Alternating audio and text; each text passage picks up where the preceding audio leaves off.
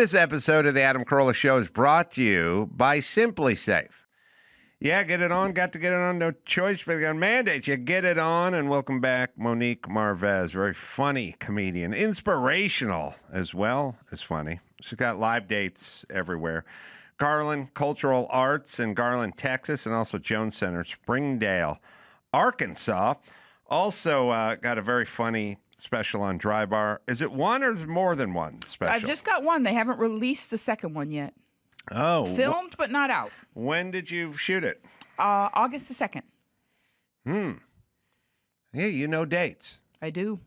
Yeah, I don't do that. My thing is like, I'd be like, I don't know. It's been like 7 weeks or something. Nope. I was on September 24th of last year. I was on 2 days after my birthday. And you had a chocolate cake for me. I did. So, So we've been friends now for a year and a month. Some of that cake's still in the fridge if you want to take it home with you. I don't remember dates. I don't know what that thing is. But then also, you may have a little bit of that syndrome. A little bit of that Mary Lou Henner thing. Yeah, Mary Lou Henner and Bob Petrella. Bob Petrella is a guy I met at Acme Comedy Theater a million years ago. And he was just Bob Petrella from Beaver Falls. And he would always kind of like, I'd say like, oh, when did I don't remember how long I've been part of the Acme show. And he'd go, Wednesday. That'd be 1990. You joined on a Wednesday. And I'd be like, Bob, how do you know that? And he'd go, oh, because the Steelers were playing Thursday Night Football. I remember that week. And, I have a little bit of that. And he would tell me. And then we looked at it as kind of a novelty. Like, ask Bob, like when my kids were born or whatever. Bob will know, And then I saw that 60 Minutes special, and it was Mary Lou Henner. And then Bob Petrella, the guy. I saw that 60 Minutes. The guy I went with Acme Theater with that nobody cared about. We didn't, he knew dates. Right. That was about all we had with him. I don't know that it's a skill set that's going to get you anywhere. I don't know how much utility it has. It'll be good for relationships. Oh, no, it won't. No, it won't. I have many a boyfriend who says, you don't forget anything. I know, but do you know how many girlfriends where they go, I told you it was on the 29th. And I go, you never told me that was on the 29th. or here's how much this cost, like some date or something. And they go, that's the way I know it. Like at least it would shut them up because they know you have a photographic memory. True. And they didn't say it or it didn't happen or that wasn't the date or whatever that is. Almost everyone I argue with explains to me, they told me, and I don't know what I'm talking about. You know what's the important thing, Adam? You're kind of the boss in most of your relationships, so you don't really have to know. I don't know. I don't think of myself. I'm with Tony Danza. I'm like, who's the boss? I don't feel like I'm the boss. I'm not really. I didn't have that in my marriage. I wasn't the boss. I didn't get anything I wanted. How long were you married? I was married like 18 years, and I never got any requests I made or anything, any suggestions or requests. They were all ignored. I didn't get anything. That's horrible. I agree. I don't know. And you're pretty reasonable. As people go, you're actually a very reasonable man. I had wild requests like, I will lease you a $100,000 car, and in return, you need to have the second set of spare keys in that wooden bowl that I put at the entry door so that when you're out of town, I could move the car if I need to. That's insane. I understand it was a different time. You should have just asked asked for... We're living in a different America. Thigh-high boots and my ability to use a fly swatter liberally like that. Riding crop, but I get what you... So, yeah, there's a lot of those kinds of requests. It never heated, never worked out. Interesting. Well, watering flower pots and things like that. Basic stuff. You're in charge of the plants? Well, if you live with someone who doesn't do anything, then eventually you become in charge of everything. Okay. So that's kind of how that pans out. That's not how I would have seen it going down. But well, people who don't do anything think they do tons of stuff.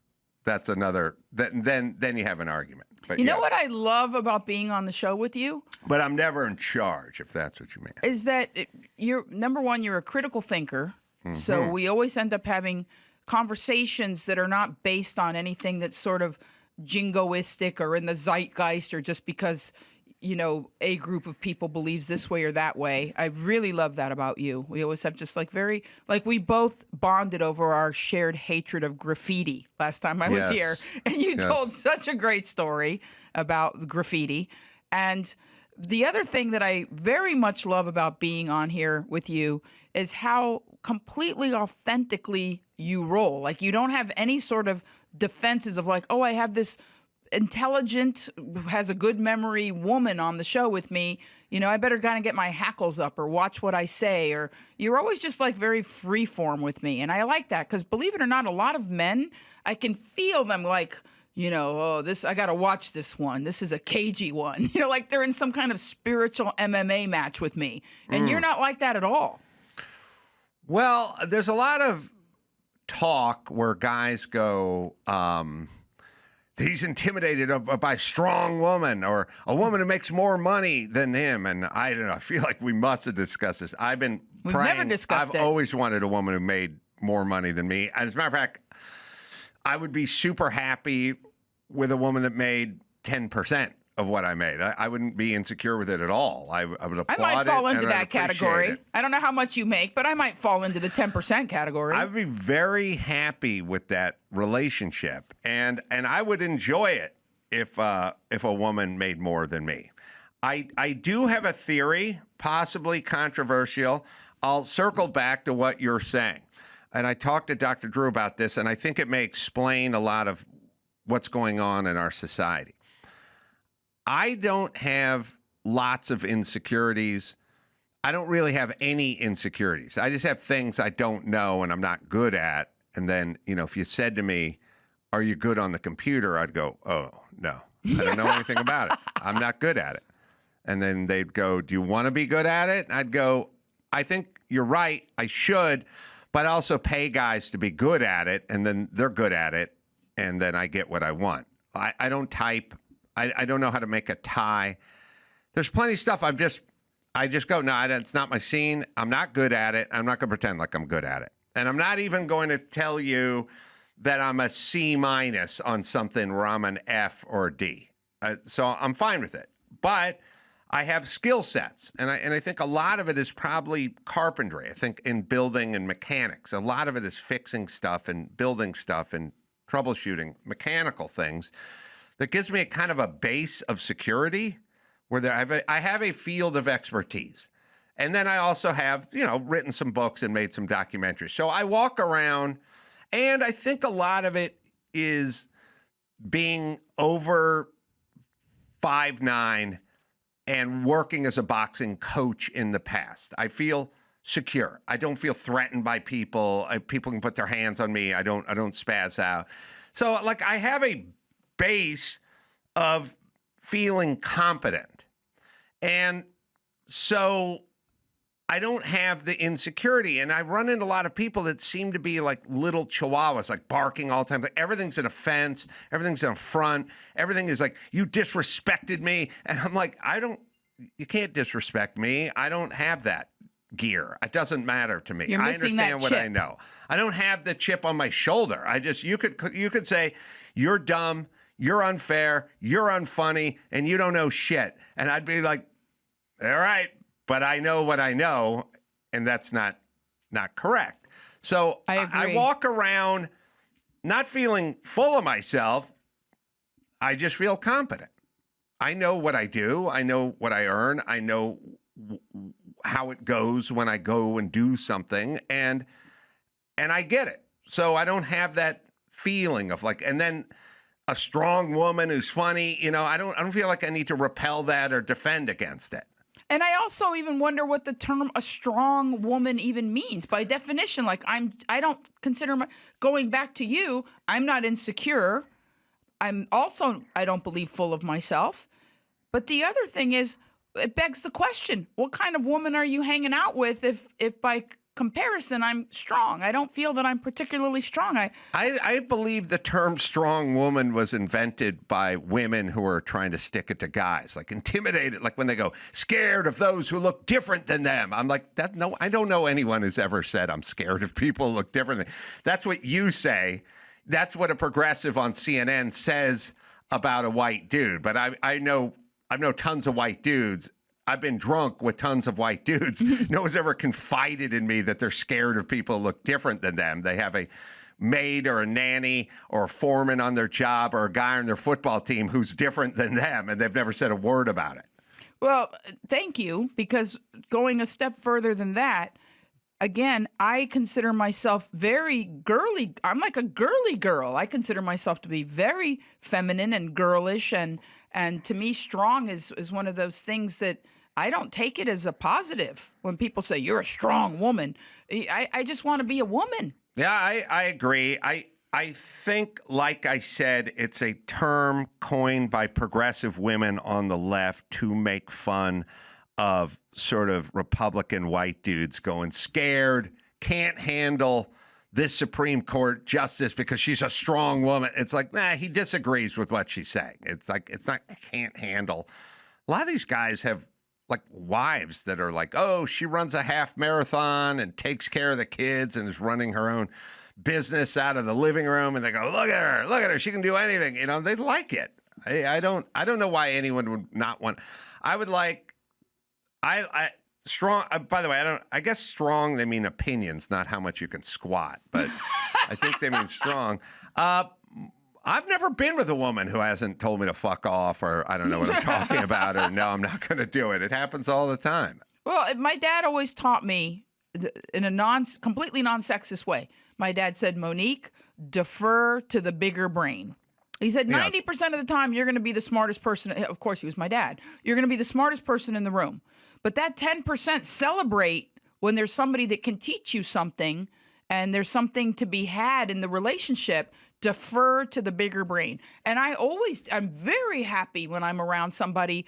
Like, it's funny because you say that makes, because again, it's not a dude thing, but men are, and Dr. Drew, I think, would support me. Men identify more with their work, their job, their income, their field of expertise insofar as professionalism. So for a man to say, I'd like a woman to make 10% of what I make, that's very cool. And for me as a woman, I would love to be with my equal intellectually. Like, it's not even about money. If somebody and I can sit and discuss things and there's not dead air where I hit a patch of I just said something and you have no idea, 50% of the time, if 50% of the time I could bring up a name like Bertrand Russell and I don't get a blank stare, even if you say, I've never read Bertrand Russell, but I know who he is. I know that he's a writer. I know he's a, somewhat of a funny philosopher, so to speak. Okay. But it doesn't happen. Well, you're bringing up an interesting point, and I run into this a lot, and I sort of, I question it, I query out loud about this. Gauging different people and sort of what they know. Like, I know guys that have, like you, sort of a photographic memory, and they're very sharp. And when they talk or they sort of explain something or they tell me something that I recollect, I defer to them because I know who they are and sort of how they roll. And then there's other people, and there's a lot of other people, and I know them, and I know, by the way, I immediately go into, like, I'll go, so what day is the show or whatever? They go, it's Saturday, the 28th. And I'll go, okay, what time? They go, show's at 8 o'clock. And I'll go, okay, thanks. And I'll hang up the phone with them. And then I'll go, Daphne, check with the club. Make sure the show's at 8 o'clock. Make sure, because that person has a bad batting average and I don't trust them. The other guy, if he said that, I'd hang up the phone with him and I'd never check to see if the club says the door's open or the show's at. He's an accurate person. So I sort of gauge everybody and then I act accordingly because I do it for myself. Correct. Because I don't want to show up an hour late or early or whatever that thing is. Other people don't do a good job of gauging who they're speaking to. They just have one mode. I'm right, you're dumb, or fuck you, or whatever that thing is. And I'm like, pick and choose the people that you're talking to. And I'll give you an extreme example. You could be fighting with somebody, and there could be a person in front of you that looks old and looks small and looks withered, and they're yelling, fuck you, bitch. And you go, fuck you. And you start walking at them, and they go, I'll kick your ass. You go, I'll kick your ass. All right. But then they're cops that have guns out. And that has to be a totally different thing. Yeah. And a lot of people just have that, fuck you, I'm walking toward you. Amen. And they don't care if it's an elderly Asian woman or a cop with his gun drawn. They got one mode. They got one speed. Now, I don't know why you don't understand the difference between a lizard and an alligator. Right. But I do. Correct. And I don't really fuck with my friends who are accurate. But the other ones that are inaccurate, I will get into it with them just knowing who they are. So if I have one of my friends that's inaccurate say something, I'll go, I don't know about that. I'm going to check on that. If I have an accurate friend of mine say something, I go, really? Wow, that's amazing. Because I believe them. I like the way you say that. Because you're accurate. You're an accurate person. And people always go, is that guy nice or mean or smart? I just went accurate. You got to be accurate. Can't talk about shit you don't know all day. That's a great metric because I'm going to take that and I'm going to use it and I'm going to say that you gave it to me. Because that being said, I do read the room. It's not like I bring up Bertrand Russell with randos. It's like if we're discussing literature of a specific type in a specific niche, then you talk about it. As a comedian, yeah, you got to do that. Know your room. You got to do it, and it's in. I cannot tell you how many times I am like sitting in front of a person who's talking to another person, and they're like, listen, I went to the airport the other day, and I'm sitting at the lounge, and who comes in? Emerson Boozer. Emerson Boozer! And I'll stop them. I'll go, that person has no fucking idea what you're talking about. I know. Emerson Boozer, the guy was one of the great Jets running backs from the 70s. How come that person's 28 and it's a chick? And she doesn't know what you're saying. Might as well say John Wayne. And they go, everyone knows who Emerson Boozer. And I'll go, do you know who Emerson? No, I don't. I'm sorry. I'll go, okay, they don't know what you're. I don't know why I need to stand in between you and explain what this person knows and what this person doesn't know. But it's a room reader, and they don't have it. And you do comedy.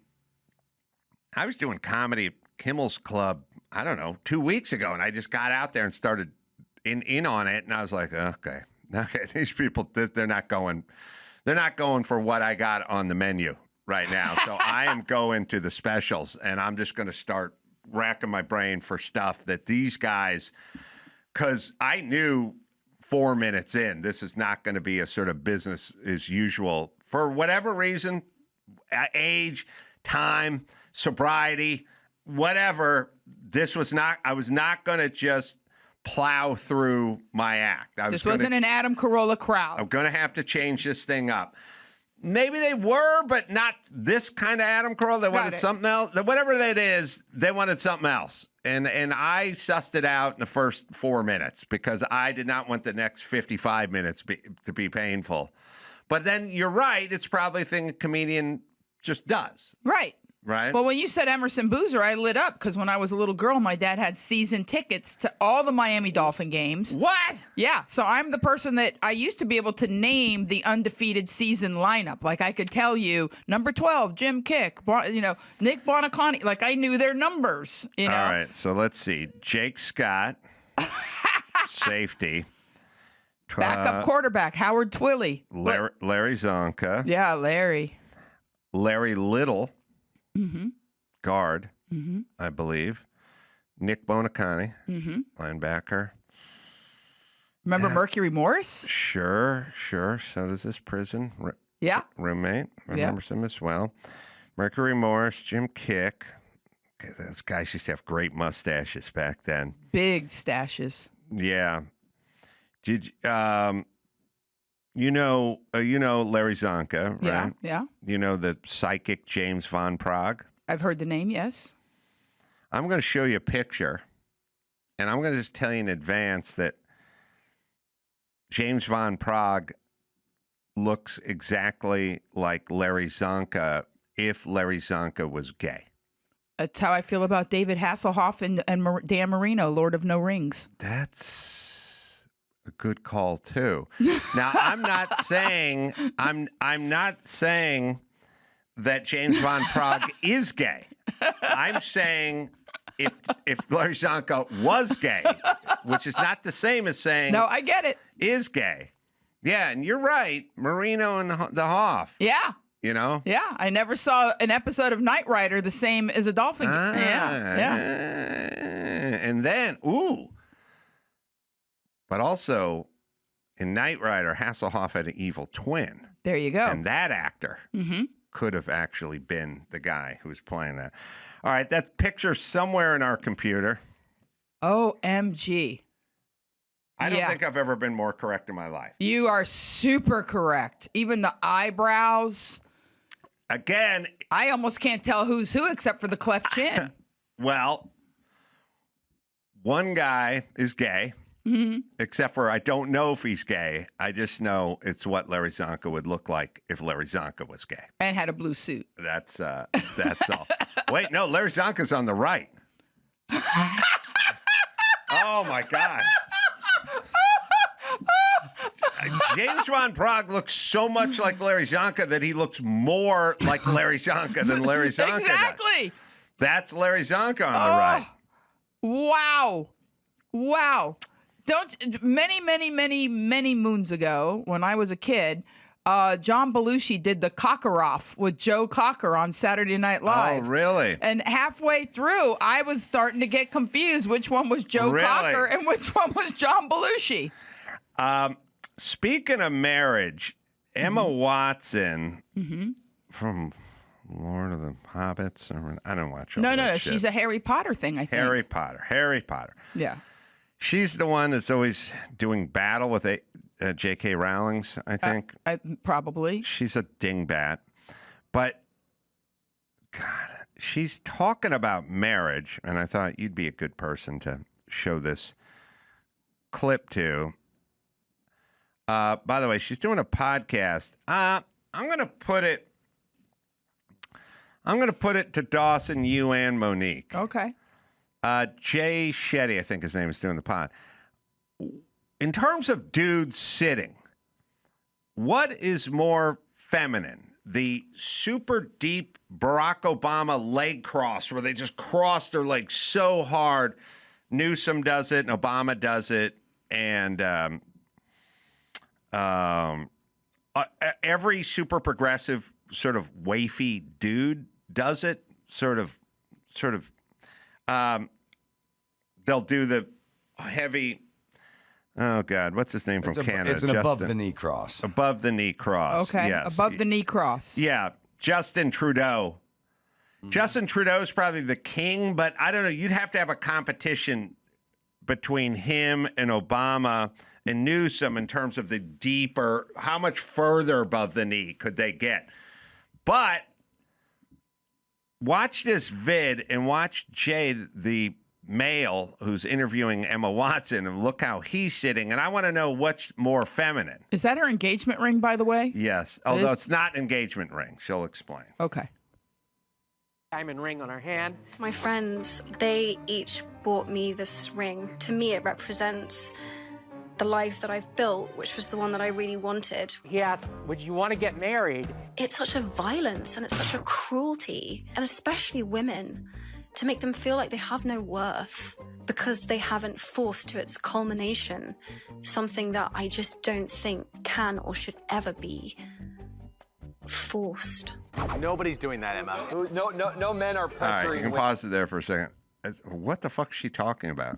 You got me. Is it marriage? Is she talking about I marriage? guess she's talking about the violence and the forcing and the whatever. Sounds like a Handmaid's Tale. Yeah. I just have a theory that people with an accent can say dumber things with Marriage a British is violence, accent. is With what a she's British saying. accent, not with a Southern accent. No, You got to be on your you gotta game with be a sharp. Southern accent. I don't know. Maybe this clip plays on because somehow we go back and you'll show Jay Shetty sitting there, and I'll get into my sitting expose in a second. Okay, Let's see. okay. You guys feel pressure on your own. Diane Keaton died, and Devin said, but she wasn't married. I mean, is it not a little odd when someone who's 80 has never been married, male or female? But it could be that they wanted to get married but just never did, or they just don't believe that somebody should be with somebody for the rest of their lives, no matter what. Who are you talking to, us or yourself right now? This is unbelievable. That got really confessional all of a sudden. You gave an impassioned speech about. Oh, okay. So I must have won. How did I? Let's see. How did I see? All right, now you got to hop on his pod and show me because I'll figure this out. Simply Safe. Well, you ever wonder about your security system? Is it really security? I mean, I just saw a video. An arsonist tries torching a family's house. Simply Safe? Well, it stopped the guy cold right then, before the flames start. You can hear the monitoring agent on the phone with dispatch. Total pro, not sleeping on the job. Most systems, well, they wait till someone's already inside. Too late, right? Simply Safe's different.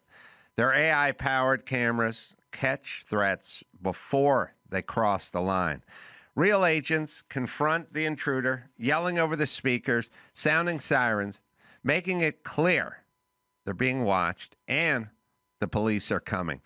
That's security before the crime, not after the crime. I trust Simply Safe to protect my home, to protect my family. Always did. They've been sponsors for decades now. Everything, well, over a decade, but everything that matters, that's Simply Safe. Am I right, Dawson? You can get 50% off your new Simply Safe system with professional monitoring and your first month free at simplysafe.com/Adam. Just head to simplysafe.com/Adam to claim your discount and make sure your home is safe this year. Keep your home, your family, and your peace of mind protected with Simply Safe. There's no safe like Simply Safe. Hydro. Oh, good news. Yeah. I was on my hydro last night. You know those workouts where you finish and you think, did I actually get any stronger? Well, with hydro, there's no guessing. Just 20 minutes, 86% of your muscles get worked. And I got to tell you, 20 minutes. I had to catch a flight, mid-morning flight the other day, and I got up and I wasn't feeling. But I knew by the time I got to New York, it's going to be 9:30 at night, and the hotel, I was going to have a drink on the plane. I was like, hop on that hydro right now. And I was like, oh, I'm tired. I'm going to sit in my bathrobe and watch TV. I was like, 20 minutes. Let's go. And I just hopped on it. I just popped it out. So now there's the new Hydro Arc. Most advanced rower they've ever built. Designed to make you stronger, smarter, and more consistent. It's got hydrometrics. First of its kind performance tracking. Measures your power, endurance, precision every single time you row. You can literally watch your strength build stroke by stroke. Plus, personalized workouts and recommendations. No more guessing. And I don't have to think of what class to take. It adapts to you.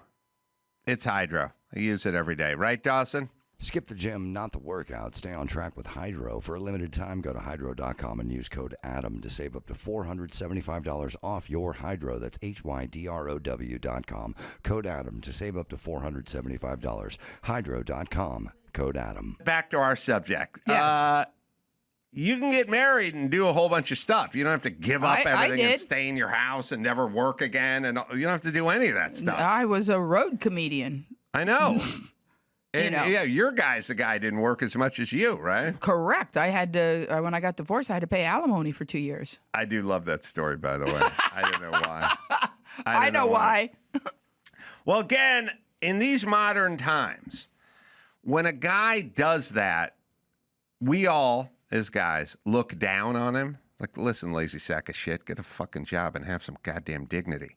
I would argue that's a two-way street. If there's an able-bodied woman who wants to sit around and get paid and never work again and travel off the dime of her husband, she's as big a piece of shit as he is. You know, I'm not huge on pejoratives, so but what I will tell you is I am in agreement, meaning both of them are people that need to pick themselves up by their bootstraps and figure it out. Because if you had the quote unquote lifestyle to which you've grown accustomed, but technically you grew accustomed because the other person loved you and wanted you to have a good life and had an understanding of like, hey, I subsidize your life with money, cash money, but you subsidize mine with currency, energy. You're kind, you're supportive, you're there, you're in my corner, you come to my shows, you're part of Team Monique. Okay, great, good. But the universe seeks balance. Like if I'm giving you cash and I'm getting nothing, at some point the imbalance is going to bring about the end. I would argue with this bullshit law of the life you're accustomed to. Oh, of course. Many people I speak to, they'll go, what was it like growing up? And they'll go, well, my dad was really successful in commercial real estate. And we had a big house and like a good life. We go on vacations. And then in 2008, the market fell apart. Right. And we had to move into an apartment. And I go, well, what about the life you're accustomed to, bro? Right. And it's like, well, shit happens. Absolutely. Yes. So I don't know about this guaranteed accustomed ongoing. to. And by the way, agree. the life you're accustomed to is living in a huge house and never fucking doing jack shit and driving a $100,000 car. That's not a very realistic life to get accustomed to. No, it's a moment. It's a dream. Be thankful you had it when you had it. I'm with you, sister. All right, I gotta find Jay sitting. There he is. There he is. There he is. Now, what is that? He's not legless. He's sitting on his feet. He's sitting on his feet. Now, what is more effeminate? I'm making my point because Emma's sitting on her feet too. So I don't know when it became. First off, okay, I've said this a lot. I don't know when it became cool to put your shoes on furniture. It's not cool in my house. I know people. Like Sarah Silverman, when she sits down on your sofa, both soles of both feet go up onto and I always look at it kind of like, you just walk from the car up the driveway. You shouldn't have both your feet. I mean, I like Sarah, but it's a weird way to sit. Well, it's certainly challenging to your host. I would find it to be uncomfortable too, but he owns the furniture, I assume. But when did dudes start sitting like chicks? And is this part of the deep leg cross? And then if you saw two guys, you didn't know who they were, and I just said, I'll show you a picture of a guy who sits with both feet. He sits on his feet on a padded club chair. Or I'll show you a guy with this super deep leg cross. Who's the gay one? Who's gayer? It's funny you should ask that because with me, it's an age thing. Before I would give you the answer, I'd look to see how old the person was because men, and I say men because they have outdoor plumbing, males under 27 are a completely different animal than males over 20. I mean, a different animal, Adam.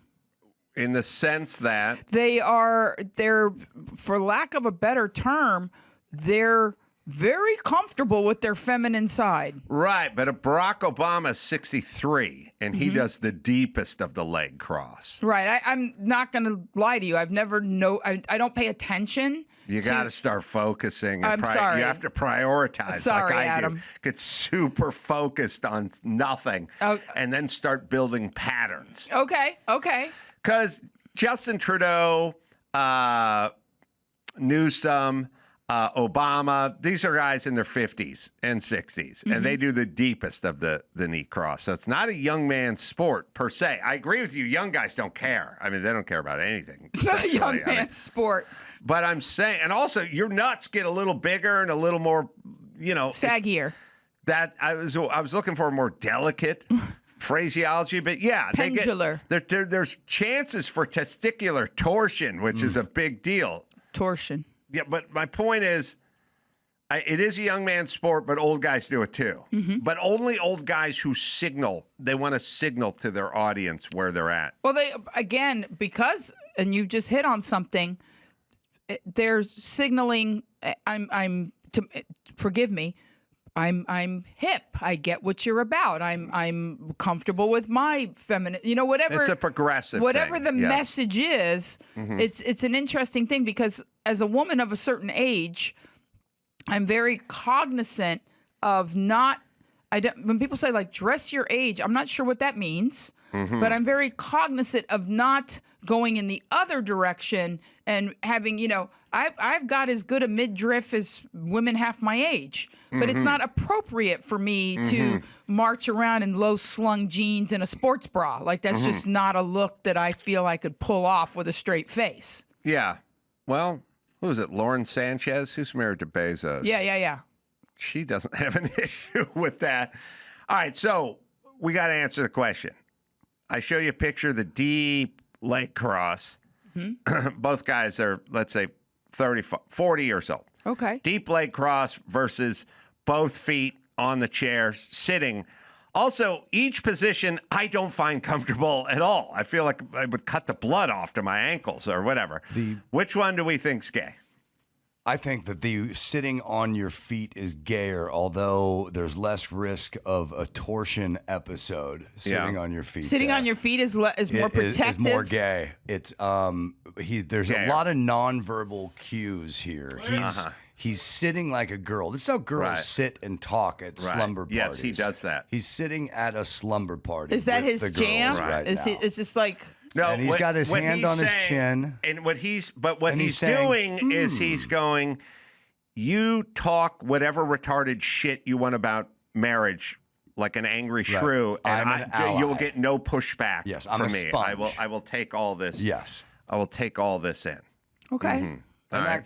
Okay. Doesn't mean he's right. What do you think, Monique? I don't have an opinion on it because he's doing something that I like, which is he's wearing man shoes. Well, I have a big issue with sports. Well, they just pulled up a random picture of Obama, who's the president at the time. Right. But I like the shoes and I don't like the casual vibe. But sorry, fellas, don't put up pictures. It always makes the person talk about the picture. I'm asking generic leg cross versus sitting on feet.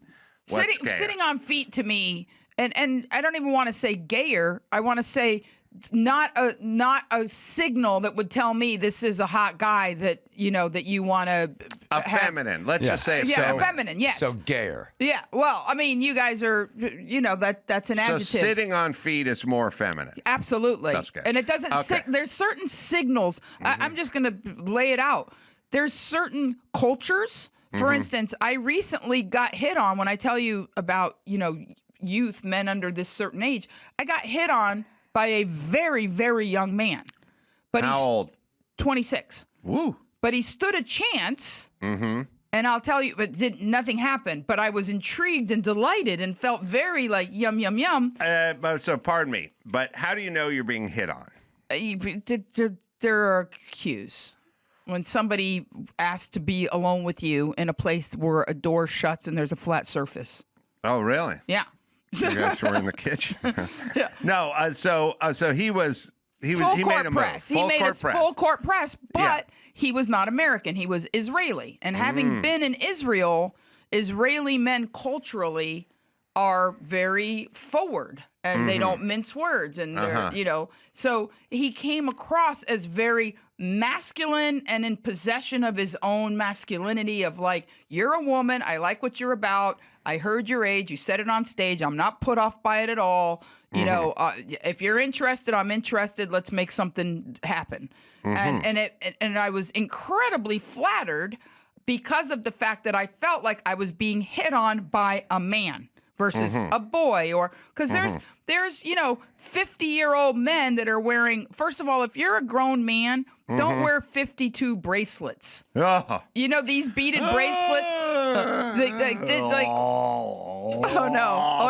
hit? It's all I do. It's all I do is tell guys to take your stupid bead bracelet off. Okay, That's all I do. If you're a grown ass man, do not come at me wearing a bunch of bracelets clinking around when we're talking. I shouldn't hear you coming.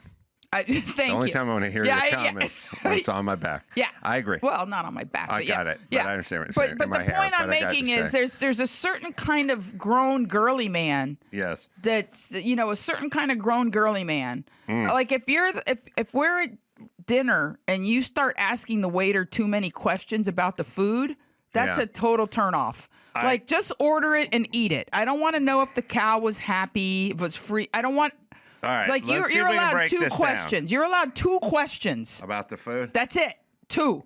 And then it's a turnoff for me. I agree. Just order and salad dressing on the side. If a guy... I understand if you're watching your health because something's happened. You've had a heart attack or something. Okay, fight. I get it. But if you're just like a regular dude... And you're like, I'd like the Caesar. I've actually been with men that have said, I'm having a Caesar salad. Can you have No, the Caesar salad is you mix it and you put the croutons on top and then you sprinkle some cheese. If you're if you're getting a chopped salad, they're chopping and mixing. The dressing. You don't want the dressing on the side. No, you want it in the chop. So it's in the chop. There's certain clues that a man will, and I always tell women, the way a man eats is a litmus test to what's going to happen behind closed doors. You don't want that on the side guy. You don't want the picky eater guy. You want the soup slurper. You want the watermelon with no hands guy. Yeah.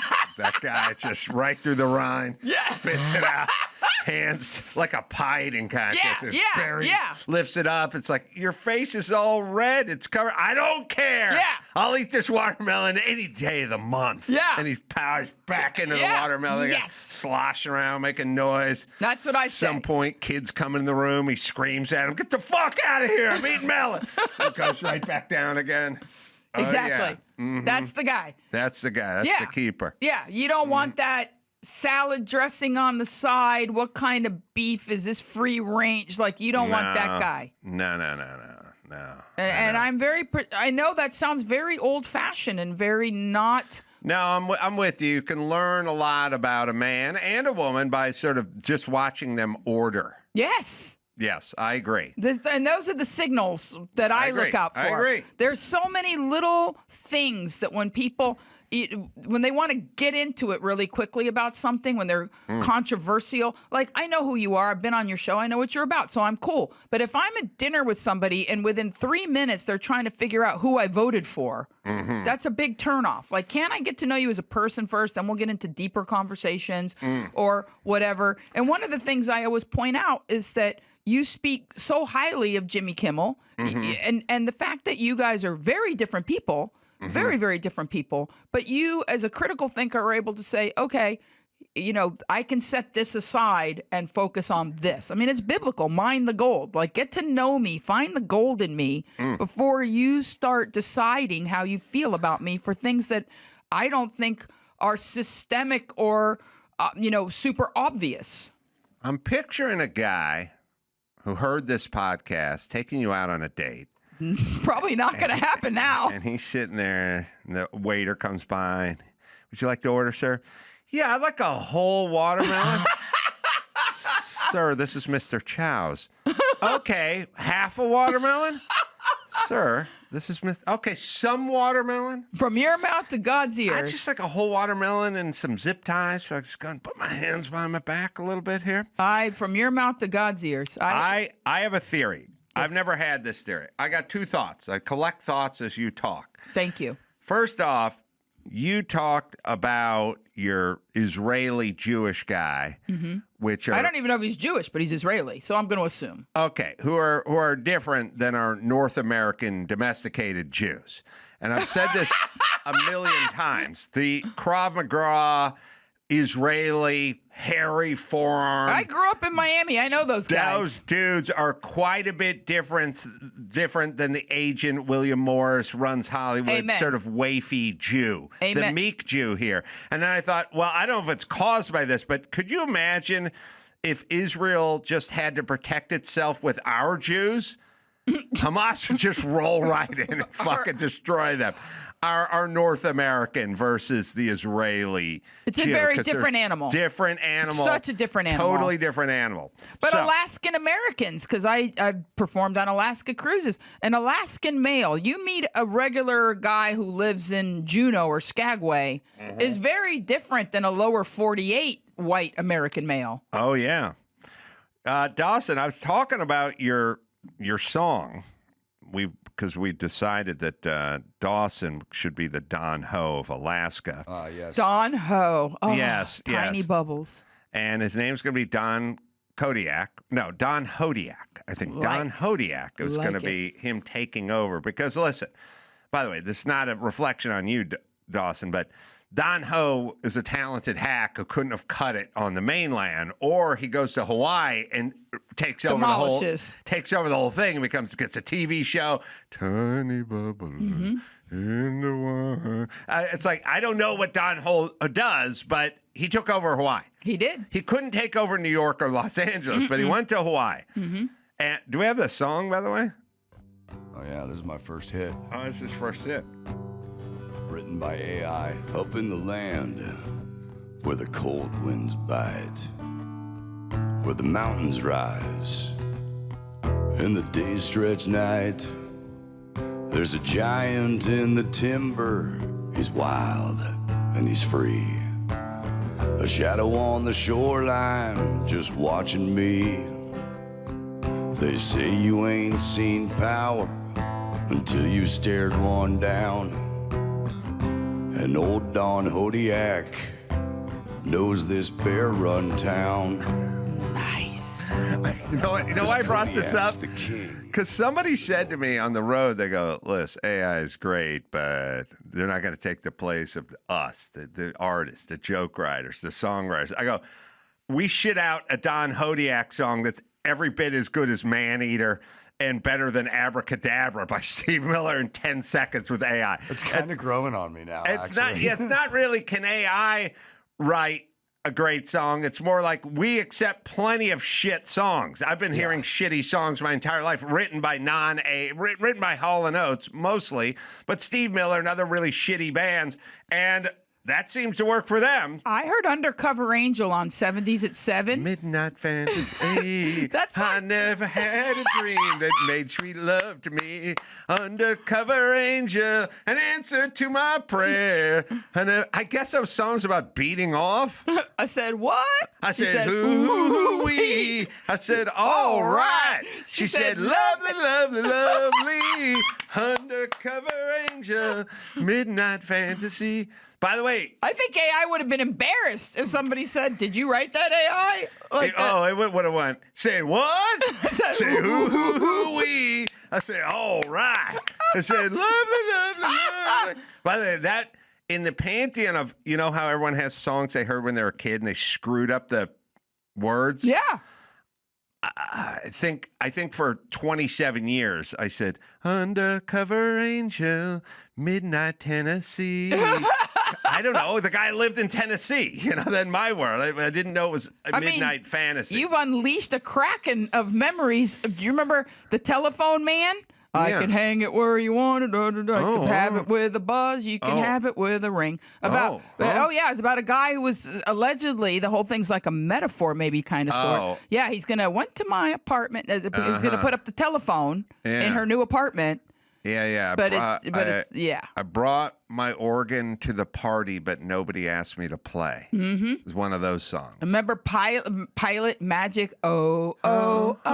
It's mad. Yeah. And people used to say it's my dick instead of magic. Yeah. Well, we were ninth graders. Now they say Ozempic.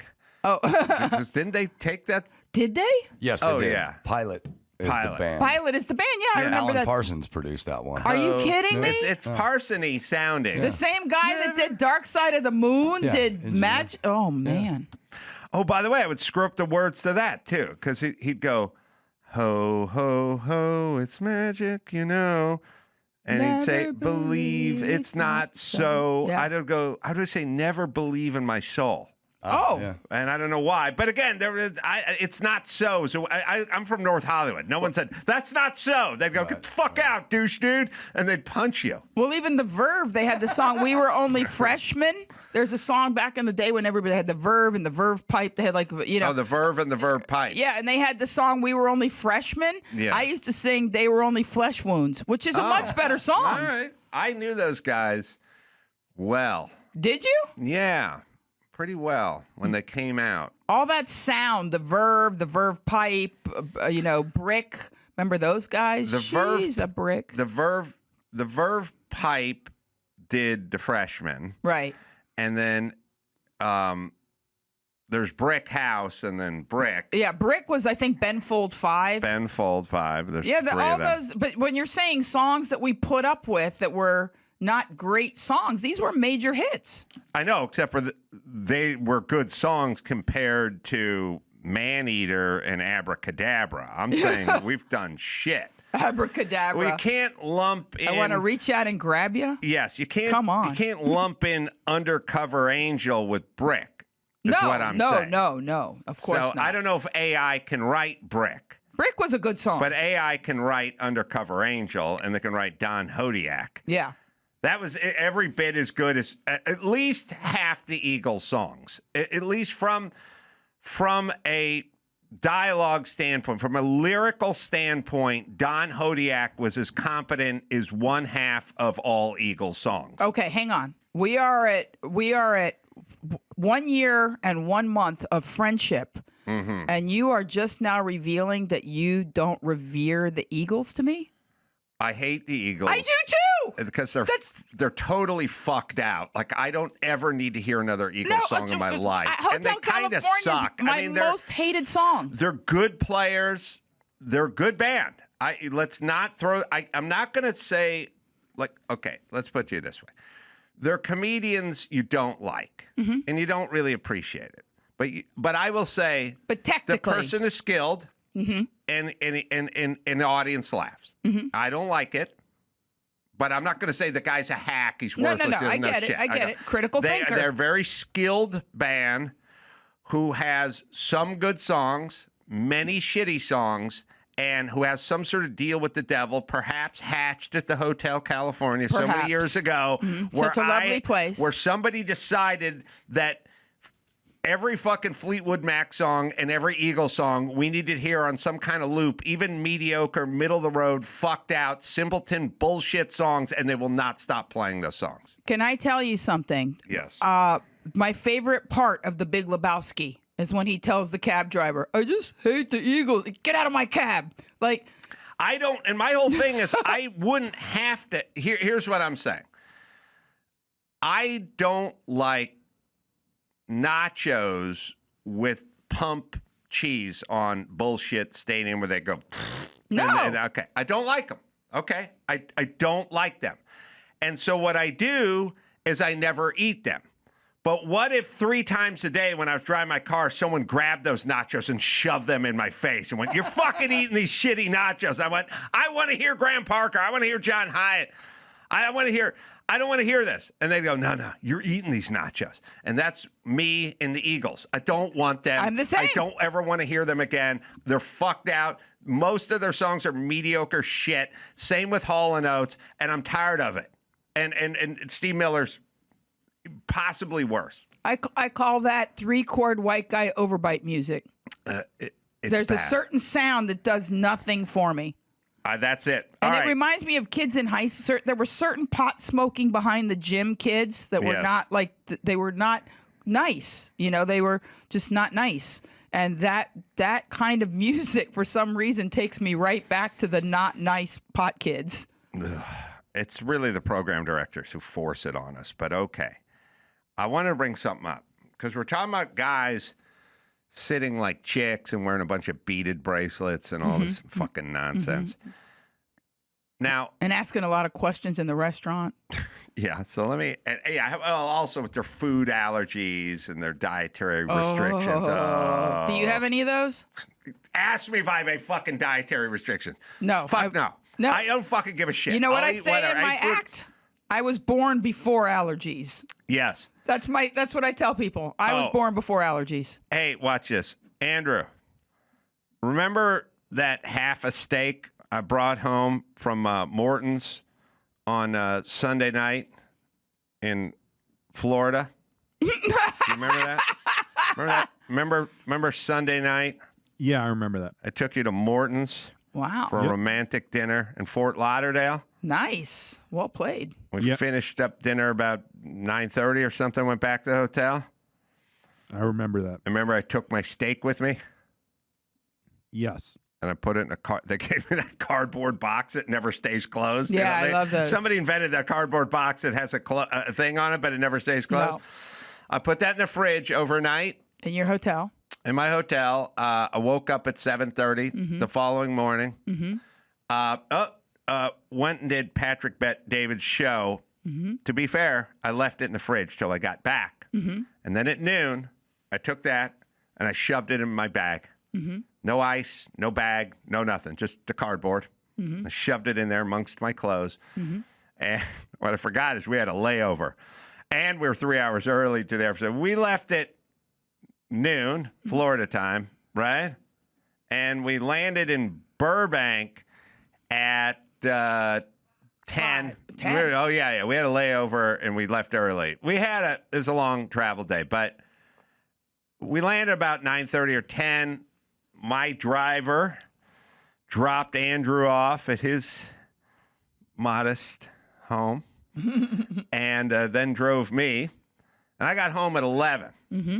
That steak had been in a box in between my jeans and my underpants in the hold of an airplane since noon Florida time, which I guess would have been 9 a.m. LA time, till 11 that night, and traveled from Florida to, where'd we go? Denver, and then to Burbank, and then the trunk of the limousine. And then I put it in the fridge when I got home on Monday night at 11. And then the following day, guess who ate that shit for dinner? Yeah. This guy right here.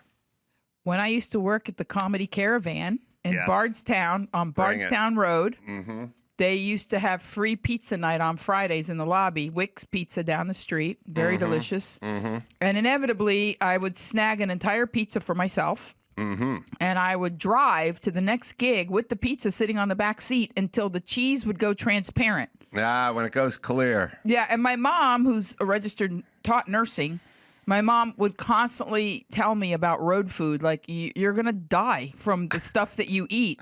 Or it'll make you stronger. And guess what? I would, as they say in the South, I would eat on that pizza for 3 days. I would have pizza for breakfast with truck stop coffee to save money. You build up your immunity that Nothing way. happened to me. I know. I was spending the night at a friend's house one time. We had a party over there, and I woke up at 3 o'clock in the morning, 5 o'clock in the morning, starving.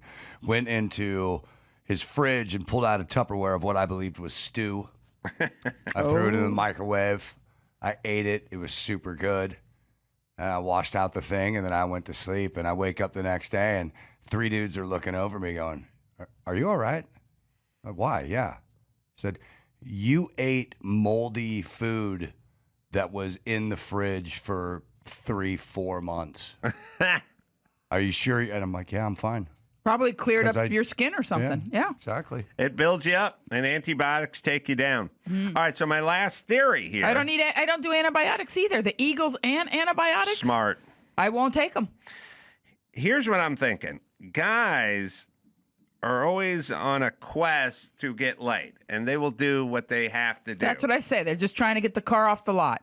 That's right. So you go, look at all these dudes in the, Occupy Wall Street. It's like, well, the women are sincere, and the dudes are showing up trying to get laid. Probably. Right, or a large percentage. So they just will do what they have to do. So dudes acting like chicks, bracelets, sitting with their feet on the furniture, deep cross.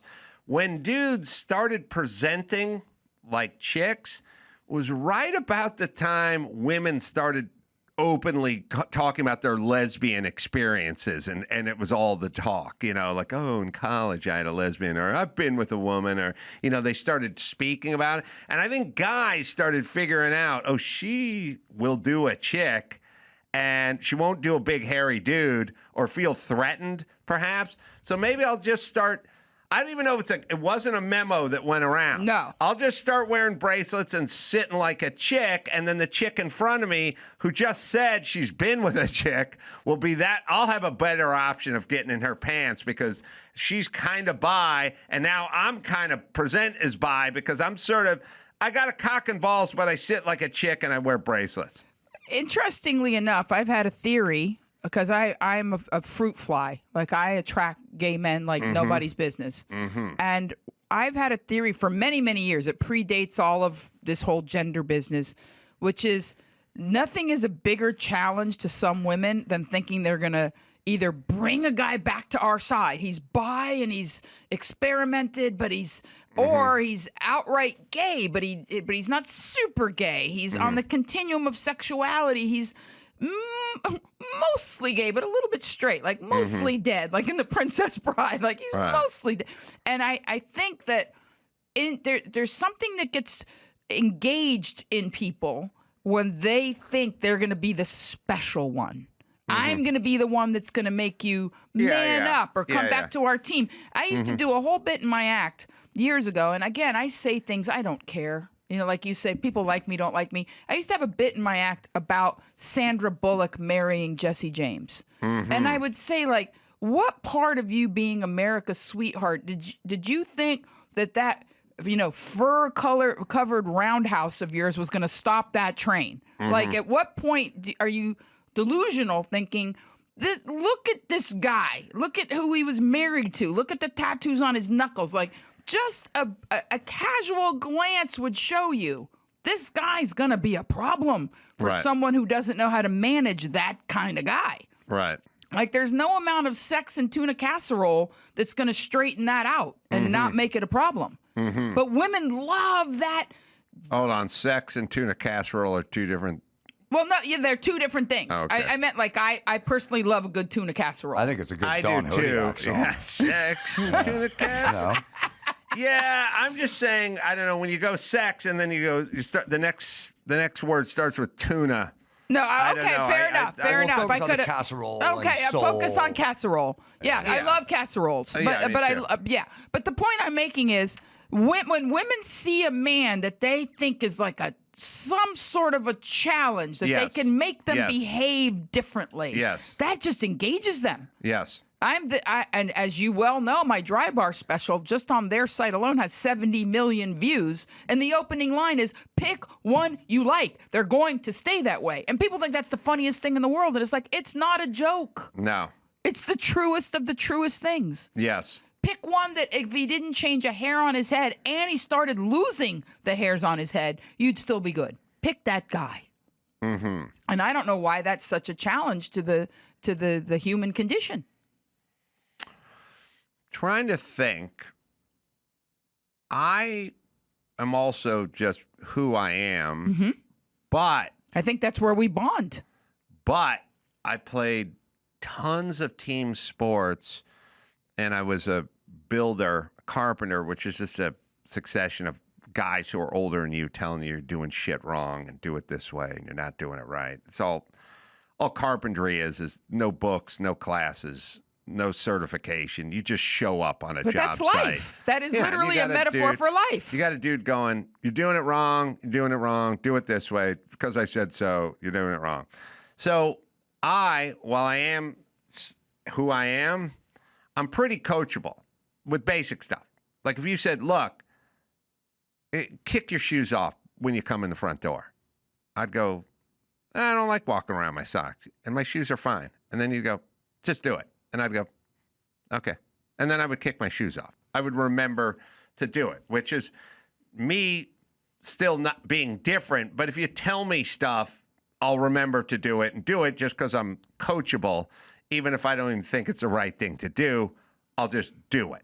So then I wonder if men and or people who were coached a lot can be not different, but it follow whatever the wacky rules there are. Well, last time I was here, you told me a great story about how you're coachable, but you used the example that your housekeeper told you to pour the hot beverage into the cream bottle and shake it, and that you would be able to get all the cream out versus just turning it upside down and shaking it and, trying to get all the cream out. And you told me that... Glass bottle. Yeah. Mm-hmm. That if somebody told you something and it made any kind of sense, but that made a lot of sense... And if somebody says, hey, you don't like walking around in your socks, but like you said about the couch, the soles of your feet have been on the street. So if you take your shoes off. If you tell me to do shit, like a lot of women will have thoughts about water, bottled water, filtered water, whatever water. A lot of water thoughts. A lot of water-related thoughts. And I'll just go, yeah, all right, I'll get you the bottle of water, even though the filter's coming through the sink or whatever it is. I disagree with it, but I don't really care. It's not the hill you're going to die on. No, if you want the keys hung up in one place and the shoes kicked off and the towel not on the floor or whatever that thing is, I'll try to abide. See, I think one of the core things that you and I'm a little bit older than you, but we're very similar. I think with me, I have a tiny handful of things that are non-negotiable. Mm-hmm. A tiny handful of things. Outside of that, I don't have a dog in that fight. Yes. I don't like to waste time. It's not worth the effort. I don't care. People have a lot of rules, and it's not good to have rules. No, about what they'll eat or what they'll do or what they'll say or lots of I won't do this and I'm not doing that. And I got agree. Like core issues. I have non-negotiables, and there's so few that you would think it's okay. Yeah. A non-negotiable for me, no drugs. I don't want drugs around me. I don't want to see people using drugs. Yeah, I don't want any part of that culture. Don't go out on my balcony and smoke a joint. I don't want I don't want it around me. It's a non-negotiable. Some people think that's judgmental. It's not judgmental. I just don't want it around me. That's all. I don't care what you do when you're not in my space or in my face. That's one not, and you would be surprised how many people even take offense to that. They think I'm judging. I'm not judging. I just don't want it around me. My thing, I guess, would be I would understand if you didn't want me to do a rail of Coke on your coffee table. Thank you. But if I was to go to your backyard and smoke a joint and then maybe gargle and come back in, I don't think that'd be objectionable.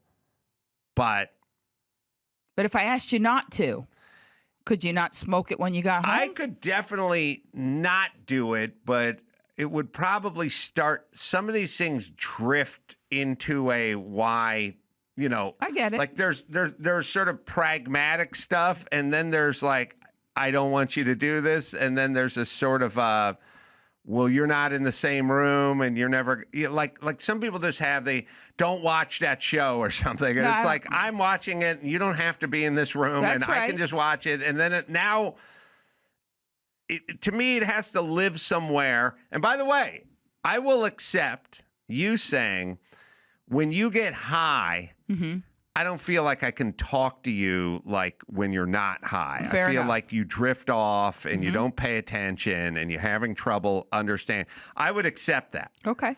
But if me being high, I'm not a pot guy, but if me being high just sort of chillaxed me like a glass of wine at night, then I would argue for, how about I go out in the backyard, shut the slider, blow half a joint, and then come back in. That's what I would say. Okay. Me personally, it's a non-negotiable. That is. Well, also, I don't want. Whatever you do when you're. I dated a guy who was a drunk. Like he just had no off switch. Once he started drinking, he was a wonderful human being, the nicest guy in the world. And the rule was, I don't care what you do when you're away from me. All right, but see, the rule is that guy can't drink in front of you, but football's on and I want a Miller Lite and I don't get like he gets. No, that's fine. That's what I'm saying. Totally fine. Okay. Totally fine. Well, I'm saying in my world, if I go out and smoke the joint, then I come back in and I take a piss inside on one of your potted plants and then you talk and I don't track what you're saying, then you're allowed to do it. If I come back in, I'm a gentleman and we can have a conversation. If I can't tell. If you can't tell. Fair enough. All right. Monique, let me give you a plug. Thank you. Where do we go to find your tour dates? Everything is at MoniqueMarvez.com. I have a link tree on my Instagram. And the dates that you plugged were fabulous. Garland on the 24th, Springdale on the 25th. I'm in Conroe, Texas at Lucy Blues on the 26th. And in November, I'm at Monmouth. Did I say that right? New Jersey? It isn't written here, so No, I'm no, gonna that's say but said it's it on right. my website. So go to my website, go to my Insta, go to the link tree, and please come meet me and see me. Monmouth, New Jersey. Monmouth, thank you. I'm there Friday the 21st of November. A very funny stand-up. All right, Thank Monique, you. always great seeing you. We'll bring Mayhem in, do the news right after this. O'Reilly Auto Parts. Yeah, O'Reilly Auto Parts. You know the jingle. These guys keep your car on the road, so you don't end up stuck on the shoulder looking like a dope. Friendly, helpful service. People who actually know their stuff. Not just some kid who'd rather be staring at his phone. Listen, I go to the last 2 or 3 times I went to an auto parts store, I went to O'Reilly. And they're sponsors, and I wear the hat, and they're good folk, but they got all the stuff I need, and they're nearby, and the people who work there know what they're talking about. Wipers, you need to change the blades, a brake light, need to replace that. The guys who work there are pros, and they'll find you what you need. And if not, they'll hook you up with the local shop if you're not a DIY type. So whether you're a gearhead or you don't know a lug nut from a donut, they'll walk you through it. No attitude, just real help. Stop by O'Reilly Auto Parts today, or you can visit us online at O'ReillyAuto.com/Adam. That's O'ReillyAuto.com/Adam. This October, Fear is free on Pluto TV with horror movie collections from Paranormal Activity, The Ring, You will die in 7 days. Scream, and From Dusk Till Dawn. This is my kind of place. And don't miss the man-made nightmares in Mary Shelley's Frankenstein or the world-ending chaos in 28 Days Later. There's something in the blood. All the scares, all for free. Pluto TV. Stream now, pay never. It's time to check Adam's voicemail. Yeehaw! Jeff in Chicago, man. I got one for you on the communication front. I'm curious, has anybody ever done this to you? I texted somebody just half an hour ago asking for a yes or no question, or yes or no answer on a question, and the guy wrote me back and said, I'm in a meeting right now, instead of yes or no. And believe me, I would have taken either or. Get it out, man. You can leave us a message at 888-634-1744. I do have a thing where people spend more time sometimes telling me what they can't do or can do rather than answering the fucking question. Like I tell people all the time, you could have just answered it in the time you told me. You know, they'll pull the phone off and they'll go, I'm speaking to the realtor right now, okay? And you just go, I just said, what time do you want to do dinner? So you can just say 8. But all right, that took more time. My grandmother used to do that. Extra. Yeah. Extra. It was so it's a thing. It's a sort of settle your hash thing. Certain people can be short and curt, and others have to be flowery in there. Well, I am short and curt. Like if I don't feel like our conversation needs to coast to a stop. Like it's when the treadmill has the warm down thing, some people hit that button. It's like, all right, let's slow it. Like there's people who go, all right, Dr. Drew's this way. So you just go, dinner, Saturday, 8 o'clock, 8 o'clock. All right. And you just hang up. You don't have to go, well, then I'll see you then. And then it goes, looking forward to it. It's just, we're done. We're done. We finish. See, but to be fair, that's like a best bud that's been friends with you and knows you for years. Yeah, that's true. A lot of people feel inclined to run on sentences. I don't like nice people. I like accurate people that show up. Well, glad to be here. Here's what I want. You ready? Yeah. I want the guy I'm talking to be who's short on the phone and go, got it. And then we hang up. But then when I see him Saturday night at 8 o'clock for dinner, he's there. Yeah. Waiting. when I walk in versus the super nice person that's 25 minutes late. That's what I'm talking about. Yes. Yes. Problem with that. Yeah. Mm-hmm. All right. What do you got? Hey, first in the news, we got a Powerball winner, Edwin Castro, who won that largest Powerball jackpot in U.S. history. He's investing millions to rebuild his hometown of Altadena, which was devastated by January's deadly Eaton fire. Yeah. I went to a job site on Pacific Coast Highway this morning. I'll share more because we're going to talk to the guy, and was talking to the guy who's working on the foundation, drilling the caissons and building the seawall. Seawall on one side, retaining wall on the PCH side, because they got to retain PCH, and then they got to have a seawall. Huge project. 60, 70 feet in front of them, and those 60-foot long caissons that are being dropped. Anyway, they were drilling it. I started getting into it with him.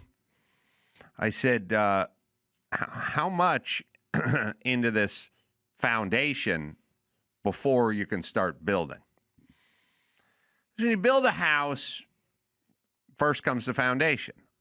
And if you're building a house in a flat lot in the middle of Arizona and the earth is fine and things copacetic, you dig a 2-foot deep by 16-inch wide sort of footing around the perimeter, and you'd pour like a 4-inch slab, let's say, and the house would be 2,000 square feet.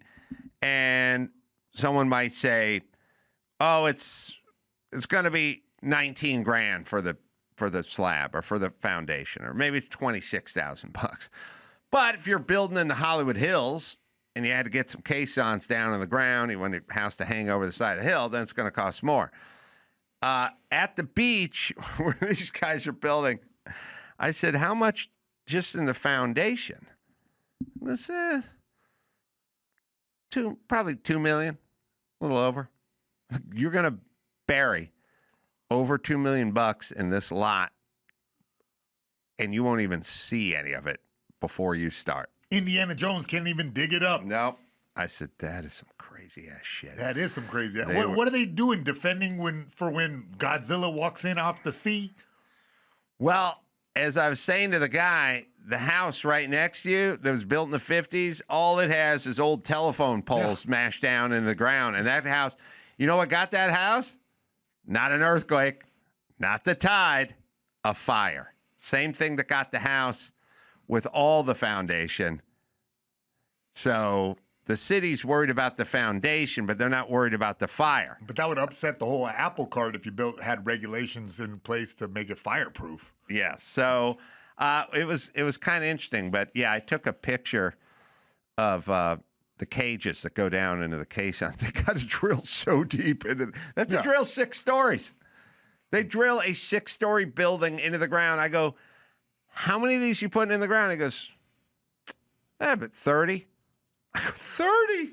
Yeah, they go far enough. Yeah, they go far enough to get over there to Wuhan. 30. Yeah, I said, well, some of them's for the retaining wall and some's for the seawall, but it's about 30. Holy shit. I know. These guys just fucking drilling away. Yeah, don't fall in the hole. The guy said, that thing's 7 stories down, man. He said, you fall. He said, that's some of that sand gives way. You go down. He goes, once you start going down, you don't stop. There's no grabbing. You're just down to the bottom. But you know what, Andrew, write this down. I've been saying this for a long time. This country, never more divided, right, Mayhem? Accurate, yeah. Yeah. Lot of fighting. Nothing can unite us. We can't even get the government. The government's shut down, okay? A lot of acrimony. I've been saying for a long time, we need a baby Jessica stuck in a well moment to bring us together.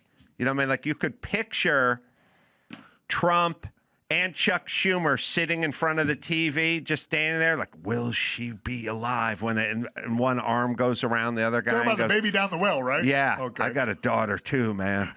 That would unite. I was hoping for alien invasion. You know what I mean? Because we'd be fired up. We're still arguing about that. But baby in a well, this country needs to be united, reunited with a baby in a well type moment. Okay? Now, here's the problem. We're fresh out of wells. We don't do a lot of wells anymore. But and we need it to be, it's got to be a white kid. You know what I mean? Sorry. Demographic. So we ran it through a filter. Yeah, blonde, we focus tested this. Everyone knows John Bonet's name, right? Do we know the 2 million 7-year-old black kids that got hit with drive-bys in that same time? We don't know their names. Okay, so let's keep it real. We could probably figure out a few of them. A few what? What are you saying, Dawson? A couple of charismatic black kids out there. Maybe a Deshaun in there. No. You don't know.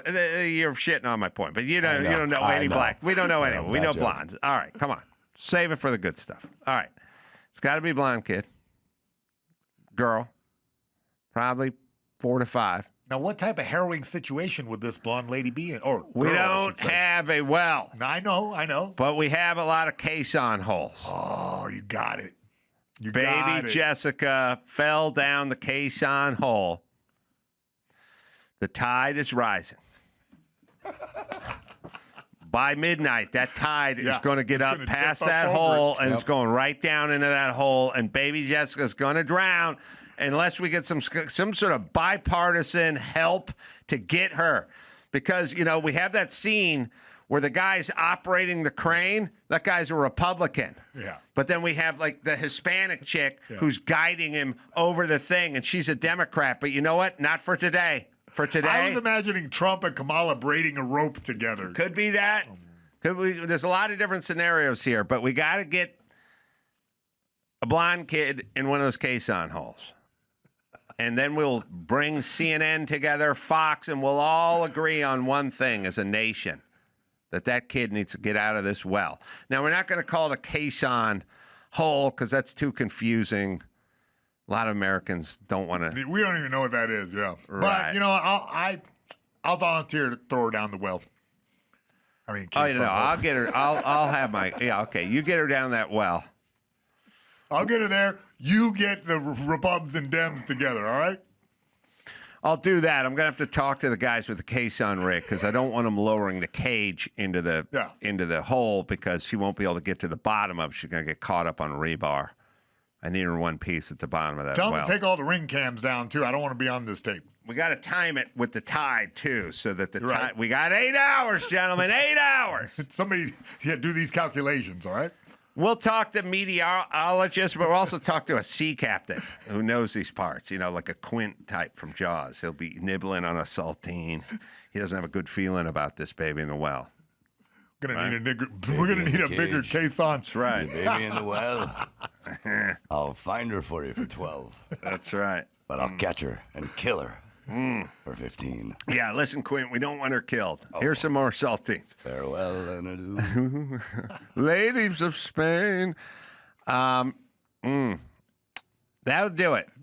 That'll bring this nation together. That'll heal. Yes. The healing that we need. Healing power of the baby in the well. We're long overdue. All right, what stories? Next up, we got the co-host of ABC's The View acknowledged Tuesday they'd like more Republican guests to appear on the talk show.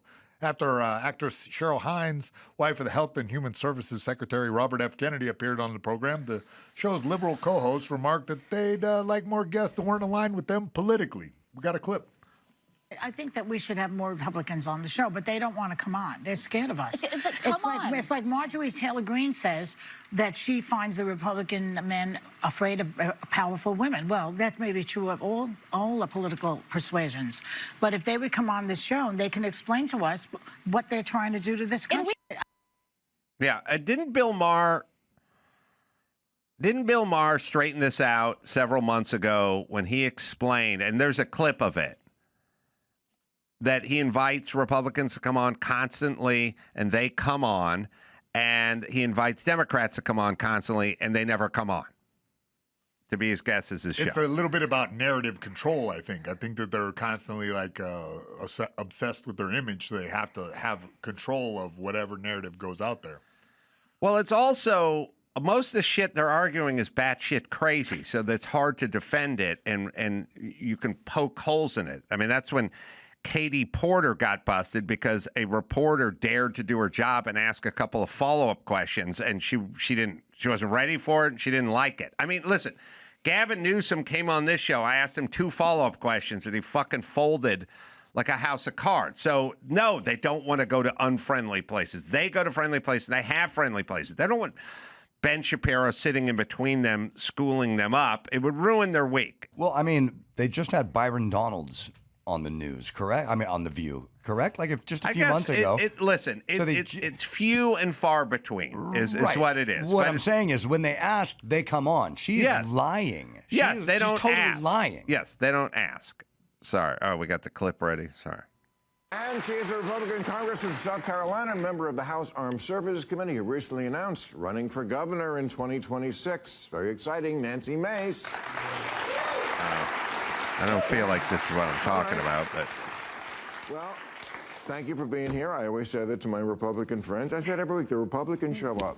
The Democrats do not. I say it every week. I'm going to say it every week. Stop asking me why the Clintons had never been on the show. They're invited.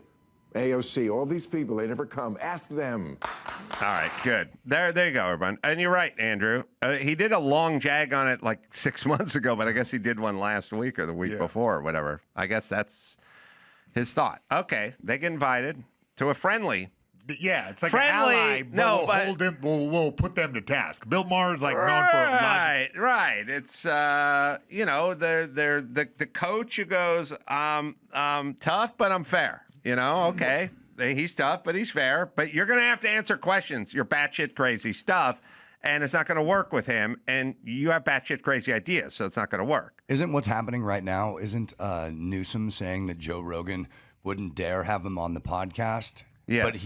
But Rogan totally would. Nobody believes him. Right. He just won't go on. And so the front that he puts on, instead of saying, I don't have the balls to go there, is he won't have if me. he's trolling. Or, He's saying he would go on, but then turns it down. That's ridiculous. I just saw a tweet. Let me find out. Put it He's up. doing this kind of. He's trying to be Trump. He's doing a Trump type movement. Yes. And his press office releases Joe Rogan is a snack-sized podcaster who can't stop talking about me. Obsessed. Crush. No, thank you. But is too scared to have me on and let his audience hear the truth. Just yeah.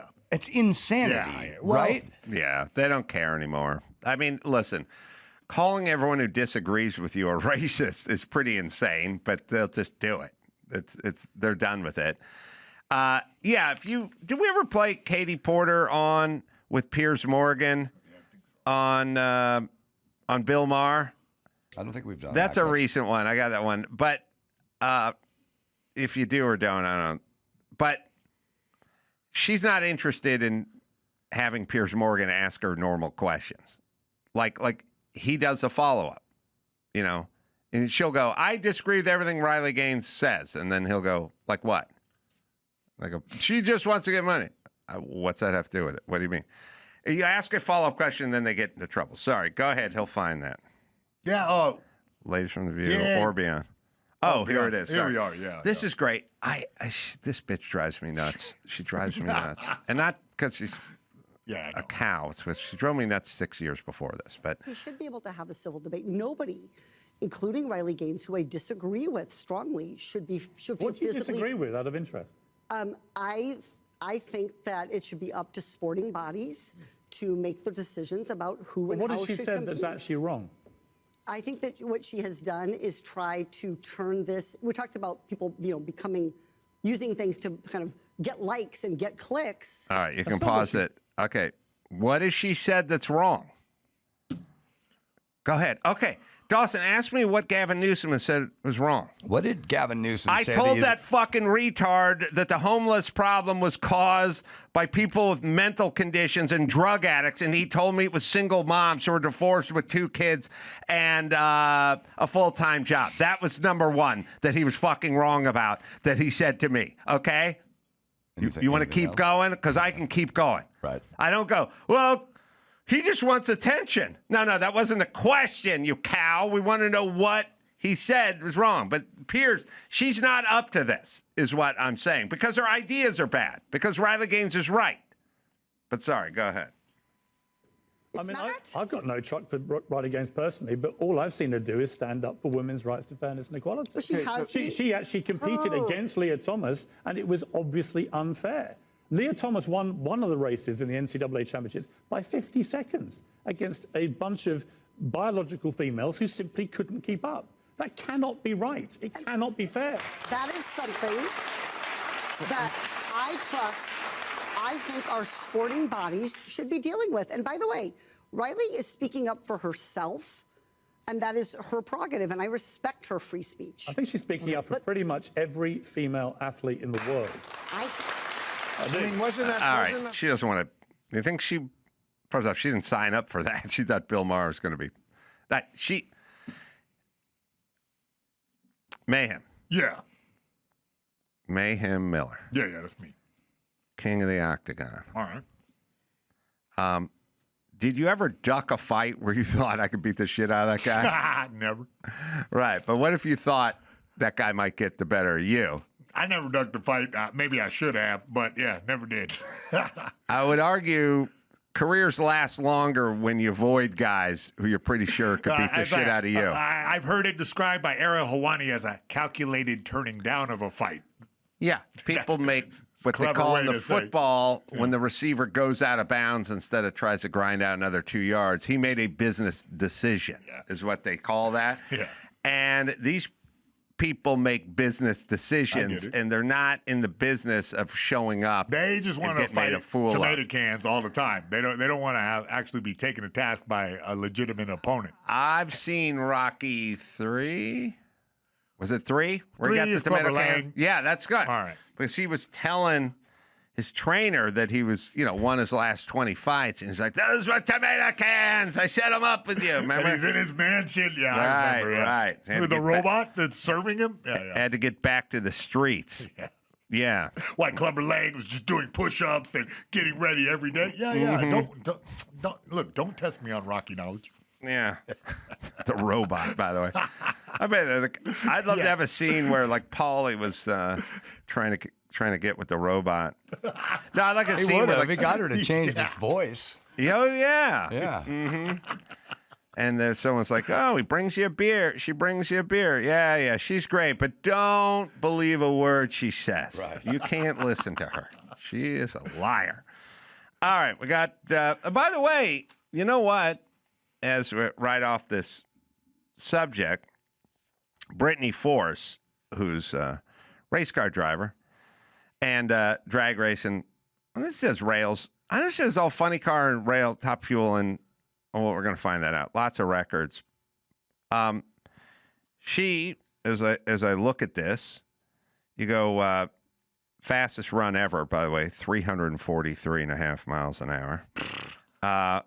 Recorded 12 runs over 340 miles an hour, none existed before 2025. Now, listen, Katie Porter, if you go, listen, I don't think any of those women, if Usain Bolt became a woman, I don't think any of those biological women are going to be able to keep up with the guy. And same with the boxing ring. And same with the high jump. But if you want to compete in drag racing, then there is no advantage. I mean, there is no feminine drag race. There's no female designation or male designation or transitioning designation. Although that wouldn't go over great in the pits. I've been to some of those races. But because it's not about strength, and it's not about, upper body strength. It's just about reaction time, experience, and skill. Then, yeah, there's sports, I don't know, archery or something like that, where you go, oh, I don't know that we need a male. And they don't have a male and a female division in automotive racing. Horse jumping. And horse jumping. Is there a male and female? Both athletes compete together. Yeah. Right, and women go 30 pounds lighter than the horse dudes. that actually gets the medal. Honestly, I think it's the horse. It doesn't really get the medal, but they're judging the horse. Right, not the but rider. there's a handful of events that it's unnecessary to separate male and female, but that ain't wrestling, and it ain't boxing, it ain't basketball, it's not football, it's not baseball, it's not a whole bunch of other ones. So if you want to pick that sport, then fine, and Some combine people them. live in that TikTok reality. All right, listen, we got to get... Why is there men and women's curling? Maybe I don't know that there is. Yeah, there is. Yeah. There's men and women's. Yeah, I've seen men and women do it, and I've seen couples do it, and I've seen men do it and women do it. I mean, there's only men and only women. we're talking the highest level, Ace. There shouldn't be men and women's curling. Yeah, I was thinking about that the other day. Because it takes exertion. Equestrian, shooting, sailing. I'm looking down at the cheat sheet here, but it is curling. Now, do women have a curling advantage because of the early broom play? Right. I think you're right. Yeah. Possible. I don't know. Yeah. And also that curling stone, it's even the playing field. Kind of, but it's like a canned ham. And girls are way better at like that squat down position. You know that you have to be to release the stone off into the distance. I don't know how they even keep score in curling. I mean, I kind of do. What is the average female curling score and male curling score, if it even works that way? like with the 100 yard. I don't think it works that way. Yeah, I think it's like with 100 yard. It's kind of like bocce on ice. 100 yard dash, you go. The male record on the 100 meter is 9.2, and the women is 10.4 or whatever that is. The average combined score in women's curling game is around 12 to 13 points. All right. How about the men? I guess that's what I'm asking. Is there a combined score in the male? And then we'll see if there's some kind of advantage here.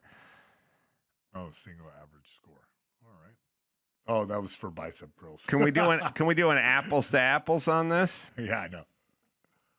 And then we'll bring well, it has an average combined score for women's curling, so it'd have to have... Yeah, it mistook the curling. You know AI. Oh, curling.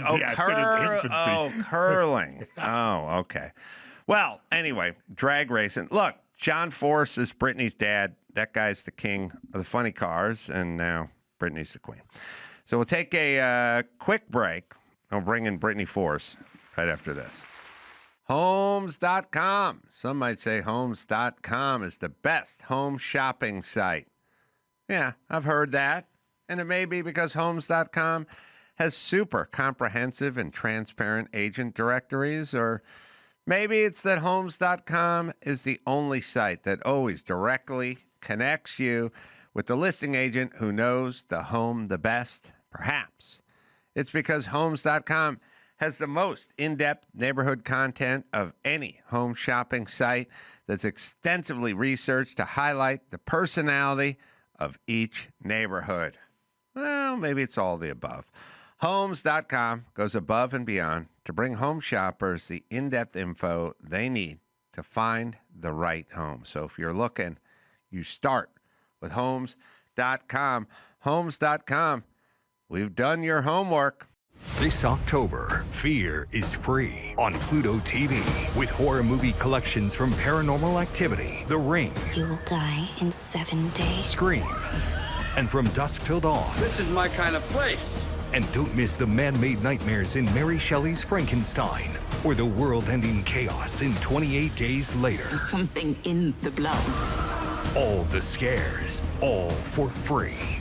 Pluto TV. Stream now, pay never. Here's a beat from Beat It Out with Jay Moore and Adam Carolla. You know, they had like Sid and Marty Krofft and Lidsville, and those guys were just dropping acid and coming up with stuff. That's what they said. There had to be a little bit of that with the Mayor McCheese and the Hamburglar and the Grimace and all that, right? The Hamburglar wears a mask, like a little Zorro mask. Like you wouldn't recognize him from his buck teeth, his black and white striped outfit. Right. Like he's a jailbird, too. Like he broke out of jail, but he never changed his clothes, which is the first thing you do. Any movie in the 60s where you break out of jail, you have to go to the clothesline. First thing. Beat It Out with Adam Carolla and Jay Moore. Subscribe to the show at adamcarolla.com/Substack. Let's get back to the Adam Carolla Show. Brittany Force in studio, going to retire after this season. Many, many victories in Top Fuel, and again, records. The 343.5 at Indianapolis miles per hour. That can't be 1,000 feet, can it? Yes, it can. Oh my God. So they went from a quarter mile, which is, I don't know, 1320. 1320. Well, I should have asked you. They went from a quarter mile at 1320 feet because it was getting too hairy and too fast, and they shortened it to 1,000 feet.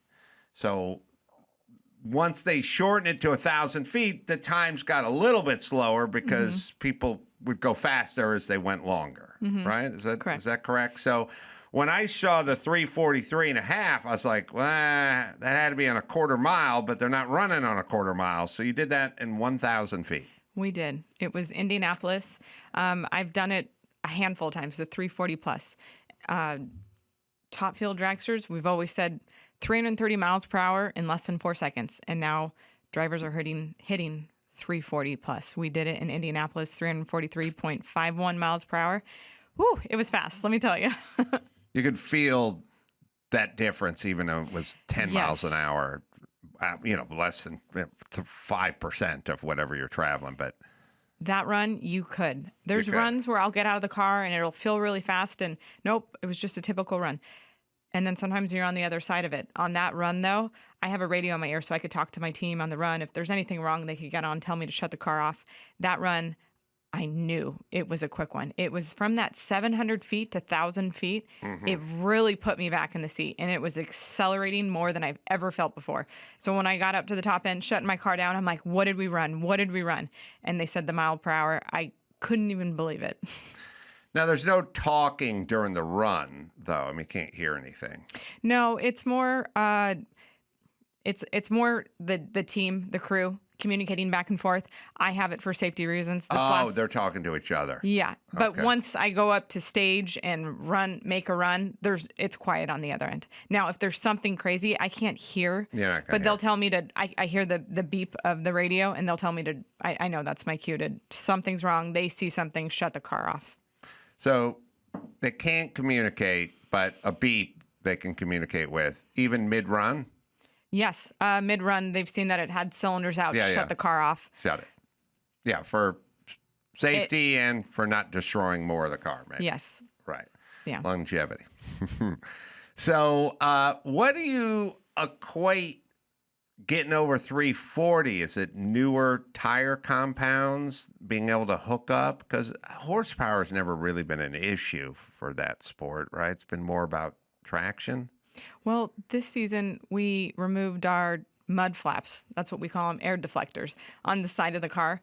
We've removed those. How can we pinpoint, is that the reason our mile per hour is picked up this year? I mean, you have to weigh out. My rookie season was 2013. So how do you compare one season to all the seasons I've done before? But it's also my crew chief's really been focused on comparing our car to other cars. We were always slower, 600 feet on, 700 feet to that 1,000-foot marker. So he's been really trying to tighten that up, accelerate quicker there. And that's where we believe the speed's coming from. Are you tearing down the engines between every run? Yes, they are. So it doesn't matter if it's qualifying or practice or whatever, the engine just gets torn down. Correct, 100%. Well, I have 8 guys in there tearing an engine apart. They could do it in 35 minutes probably. They can take it all apart. And rebuild it. Parts that we can use again, they'll assess later. But in race day qualifying, it's just get everything off of it, rebuild it. So they're not able to machine the block or anything in that period of time? No. New bearings, new rings, that kind of stuff. We, at John Force Racing, we make everything in-house. It's all our own parts. We've developed that over the last few years. But no, these guys, it's just pulling it all off the car, rebuilding it for the next run. Yeah. Just so for people know, when you have a car and it's old and it's got 500,000 miles on it, and then you take it in, you go, I got to rebuild the engine. They take it all apart, and then they have to send it to the machine shop and bore and hone and fix the cylinders, and there's a whole machining process. But this is like take it all apart, put all the parts back on it, and go again. Yeah, our machine shops are in Indy, and we travel all across the country. Send that stuff out. And you guys are doing your own, I don't know, pistons, rods, bearings, cams, and stuff? Yeah, we're building everything now. Really? In-house. That's pretty heavy duty, because most people, you farm out things like camshafts and cranks and pistons and stuff like that. Yeah, we've come a long way in that department. Just, again, building, it's right out of Brownsburg, Indiana. We have a huge facility there, and that's where they build everything. Build our chassis there, too, now. Really? And do they have, what are the rules for the engine? Because they need parity as much as they can, so they go no more than 500 cubic inches or 700 cubic inches or whatever. But they got to lock you off at some spot, right? And then they have to lock you off with, I don't know, compression, fuel, certainly. Intake stuff, blower size, or whatever. What's the displacement of the engine? I don't know that question. That's a crew chief nobody question. drives knows the horse. The riders don't know the horse.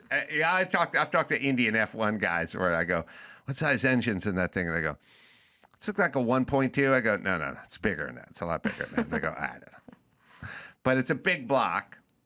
500 cubic inch. It's 500. Oh, okay. Well, it's 500 cubic inches, and it's. Yeah, I guess those things were all Hemis. They still are. Based off, now we're sponsored by Chevy, so everything is Chevrolet. Oh, it's a hemispherical head, but not a Hemi like Mopar sort of stuff. So it's a Chevy big block in there that makes. Do they even know how much horsepower they make now? More than 11,000. Oh, really? Because the answer would be like, I don't know, because there's no dyno that can measure 9,000 horsepower. We think it's about 11,000 horsepower. About 11,000. And it's mostly about hooking up the rear tires, or is it?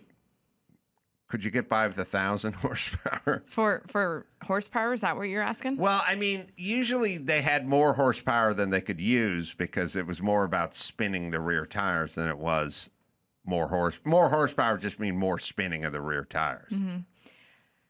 I'll tell you, with all the mile per hours we've done this year, my crew chief, I haven't shared this with anyone, but he said that there's still more in it. There's still more in it for ET on the board, for mile per hour on the board. Where that lines up with horsepower, I'm not sure. Again, it's just an estimate, 11,000. We've been saying that for a few years. Has it advanced past that? Probably. So elapsed time's about four. What's your best Less time? than 4. I hold the record in Reading, Pennsylvania back in 2019, 3.623 ET. 3.62. Wow. Now, so I always tell people when I talk to them about this stuff, I go, look, if you picked a supercar, it's a Ferrari or McLaren or Lamborghini or something, and back in the day, I don't know, Tesla and electric cars have kind of screwed up the equation a little bit because they're so quick to 60 now. But a supercar back in the day, Countach or Ferrari or something, 0 to 60 is like 6 seconds or something like that. And then at some point, 0 to 60 on like a real hypercar or something would be, modern hypercar would be 3 seconds or sub 3 or something like that. But you're going 60 at the end of that time. You're going well over 300 miles an hour in the same elapsed time, which is kind of insane because if you ever sit in one of those cars at a red light and somebody throws a few revs and drops a clutch, you get pulled back. Like you go, whoa, we're hauling ass. Yeah, we're pulling 6 to 7 Gs within the first second and a half, and then we do negative 6 Gs when we throw our chutes at the top end. What is the catapult off the aircraft carrier G? What's the Top Gun G load? I don't know. You should know because this is good. Somebody look it up, Andrew. So I think you're pulling more Gs than the F-18 that's being launched off the deck of the catapulting off the deck. I'll tell you, you feel it. It's like getting the wind knocked out of you every single time. It also depends. Sometimes it's shutting the car off on the top end is more intense than the launch and the first second and a half. Sometimes it's when you throw your chutes, you're shutting the car down. That it's like I said, getting kicked in the chest, getting the wind knocked out of you. It takes your breath away. You have to pull the chutes. Yeah. Will the chutes go if you have some sort of issue where you're unable to pull them? We have them on automatic timers in case something happens to me in the car. Right. They'll automatically go. My crew chief could shut the car off from the starting line with a button. Oh, really? Mm-hmm. Yeah, I'm assuming you pull the chutes, but I was also assuming there'd be some mechanism in place that if you passed out or something, it would... 100%. It'll all go off. All the timers will set everything off. Shut the car off in case, I get knocked out or something goes wrong in the car. But I still go through the motions every time. Whether the chutes, it beats me and I can't get to them, I still go through every motion of shutting the car off myself. Yeah. Yeah, so you do it, but there's a fail-safe. There is, yes. All right. I asked what it was like to be launched off a carrier deck, not the load limit for an F-18 in terms of when its wing would break off on a turn. I'm just saying, what is it to be launched I'm off looking a right deck? now. All I got is, it says 2 to 4 Gs, but it's going to vary by aircraft, so I'm looking up an F-16 and see. Oh, whatever. It doesn't matter.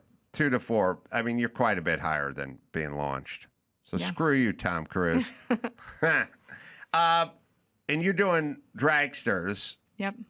But did you do funny cars like your dad for a while? I got licensed in a funny car. It was probably, when was that? 2015, 16, somewhere in there. That is a whole different animal. I mean, now you're talking, I drive the dragsters, the long, skinny ones, 300 inch wheelbase. Now you're talking a funny car, short wheelbase. Engines in your lap. It is in front of you. When it explodes, it's exploding in your face. Right. And trying to steer this thing, I'll never forget. I was testing in Indy. The funny car? The funny car. Testing the funny car. It was actually Courtney's funny car. So it had her name on it, had Traxxas. Your sister. Along the side. Yeah, my younger sister, Courtney. And just doing the burnout, I wasn't used to it. I'm used to a dragster. They go pretty straight. You don't do much steering. I oversteered the thing took out 2 of the cones, backed the thing up. It was all over the place, just couldn't keep it straight. Again, not used to that wheelbase. And everyone thought, did Courtney forget how to drive? What is she doing out there? No one knew it was me in the car.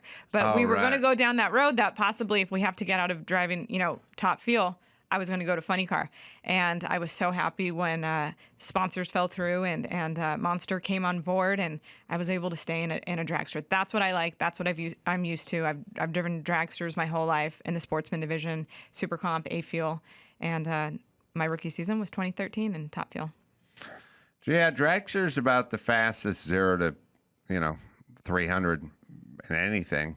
So it's funny. Sometimes they go out to the salt flats and they try to set records for different divisions and stuff. And that guy went 240 miles an hour on a 2-mile run, like kind of thing both ways. And it's all cool, but it's not 343.5 miles going around down in 1,000 feet. I don't know how you get more sort of intense than that. I mean, there's a lot of forms of racing and lots of thrills and excitement, but I don't know how you're going to pack more into, under 5 seconds, under 3 seconds.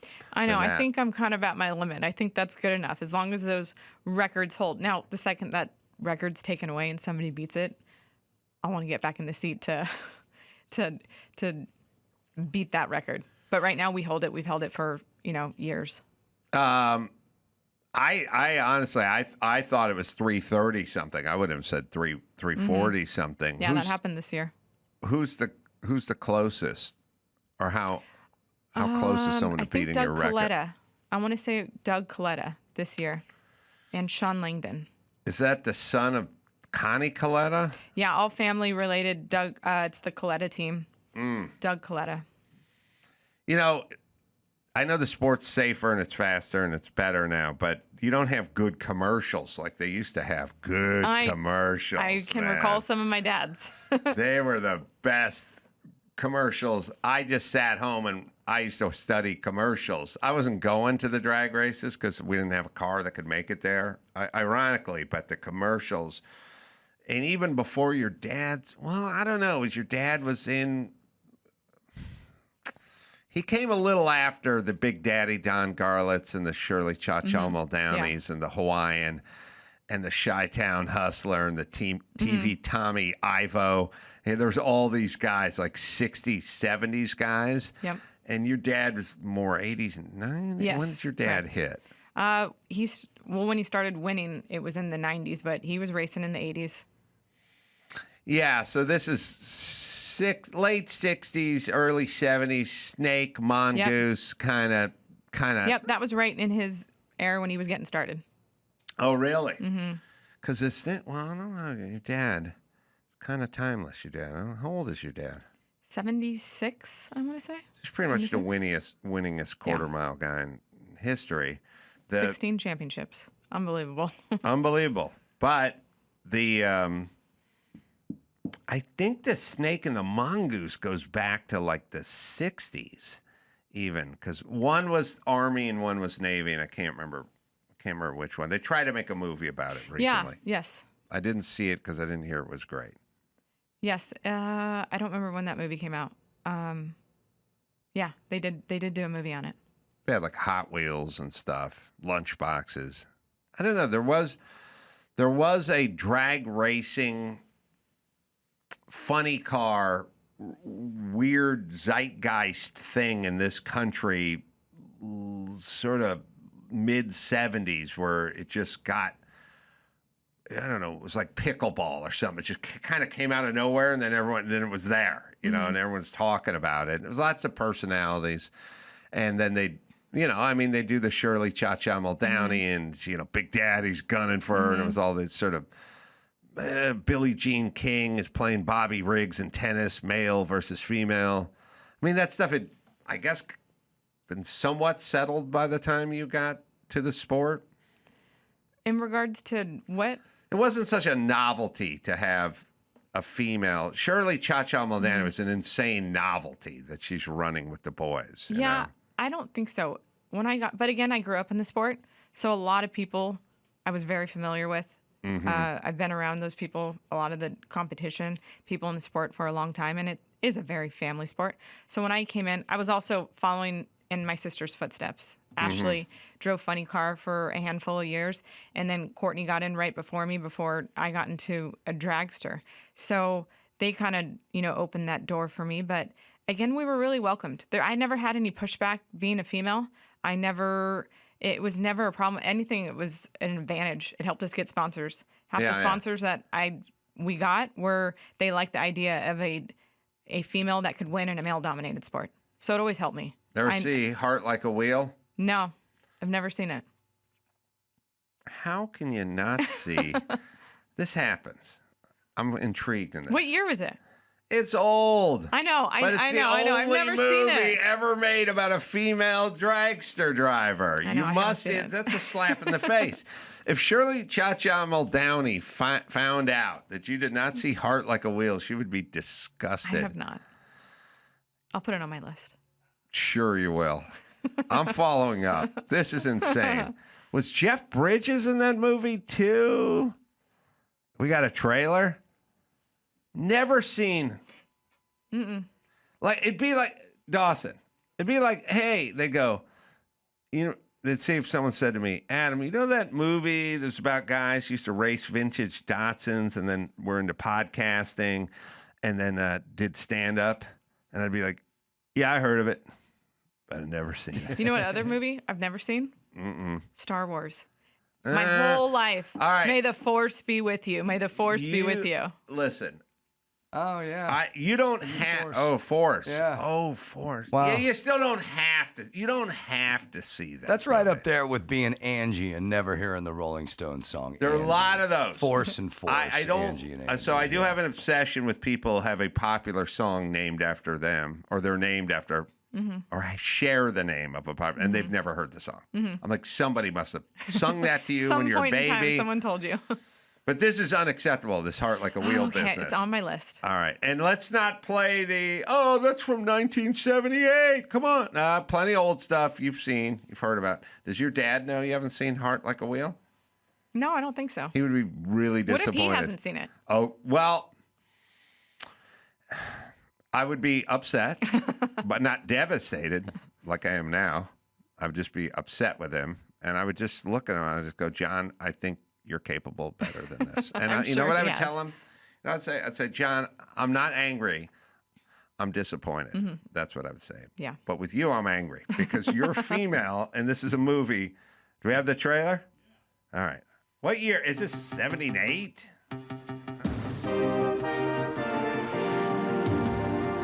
Heart Like a Wheel. Everybody has one special dream. For most of us, it remains distant and unfulfilled.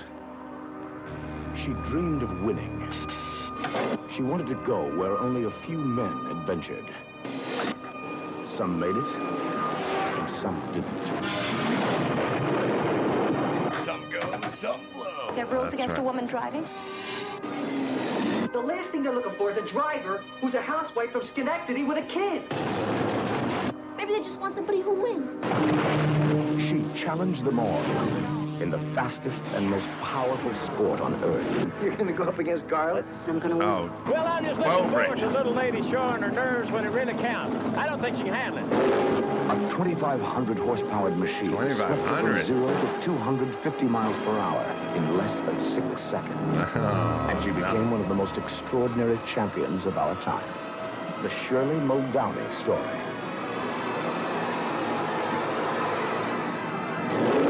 Aged like fine wine. Heart like a wheel. Wheel. This must be early 80s or something. All right. Okay, you know what movie I did see? Mm. My sister and I watched it religiously when we were in the sportsman division. They did a Disney movie on the Ender sisters. The Ender sisters. Erica Enders, who drives Pro Stock. Oh. Her and her sister Courtney, who race junior dragsters. That's what we watched. All right. It's a deep cut. Wasn't a wide release. It was probably 2000s. What was it called? I don't remember. I don't know. I just know it was Disney and it had the Enders in it. But it was like a TV show or was it a film? No, it was a movie. It was a movie, a short Mhm. movie on Disney Channel. All right, but that's not a feature. No. This was a feature film starring whoever played Shirley Cha-Cha Muldowney. Who's that It was actress? before my time. Everything was before your time. It's not an excuse. Yeah? It's like saying, I don't know what happened in World War II. Shirley Cha-Cha Muldowney was played by Bonnie Bedelia. Bonnie Bedelia. That's right. Oh, Right on Track would have been. It's not like I knew that. Someone put it on my screen. That's it. Yeah. Also known as Bonnie Bedelia, Bo Bridges, and Bruce Barlow. Bruce A lot of Barlow. B's. Yeah. All right. Let's not try to wiggle out of this sin of not seeing Heart Like a Wheel by bringing up some obscure Disney short that may have run in somebody's trailer when they're, in between runs. Let's see. Bonnie Bedelia. Oh, yeah. She played the wife of McClane in Die Hard. She was Wait a minute. Have you seen Die Hard? Oh. No. But let me say this. I got to tell Now you we're this. all angry. Everyone's angry. Now you've angered the staff. I will say this, but you have to watch it. I said, okay, you haven't seen Master and Commander. Okay. Now, I said to Daphne in the other room, it was young. I said, oh, man, Master and Commander was on the airplane, and I watched it. I love them. And she goes, I've never seen it. And at first I was angry, like I was with you in Heart Like a Wheel. Mm-hmm. But then there's a part of me that went, man, I wish I'd never seen it because I've seen it 14 times. And it's great. But if you said to me, how much to have never seen Master and Commander, but you can go home and enjoy it tonight on Blu-ray, I'd be like, I'll give you $100, and then I'll go home and watch Master and Commander. So never seen Die Hard. No. You should go home and enjoy the majesty of Bruce Willis in Die Hard. No, I've never seen that one. All right, so here's the assignment. We're gonna start with Die Hard. Okay. Why are we starting with Die Hard? Where did Die Hard come from? Well, it's important to me. It's a kind of personal thing. Okay.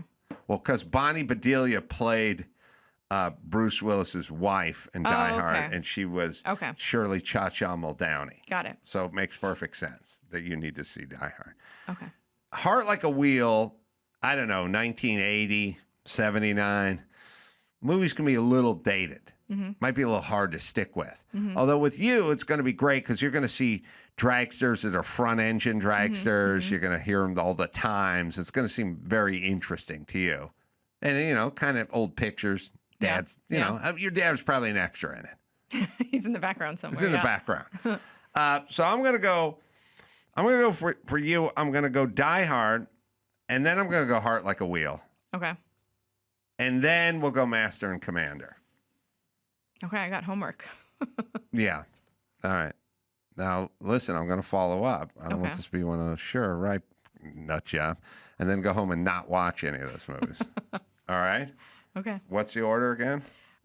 We start with Die Hard. Right. Then we go to the Shirley Muldowney movie. Heart Like a Wheel. Oh, boy. And then the final one. See, this is why I knew. You got to write this down. Master and Commander. And you're going to love all of them. Master and Command. Now, Commander. Now, two of them you're going to love. Heart Like a Wheel, that's homework. Okay. You got to appreciate and pay homage to really the first woman, the first lady of drag racing. Yes.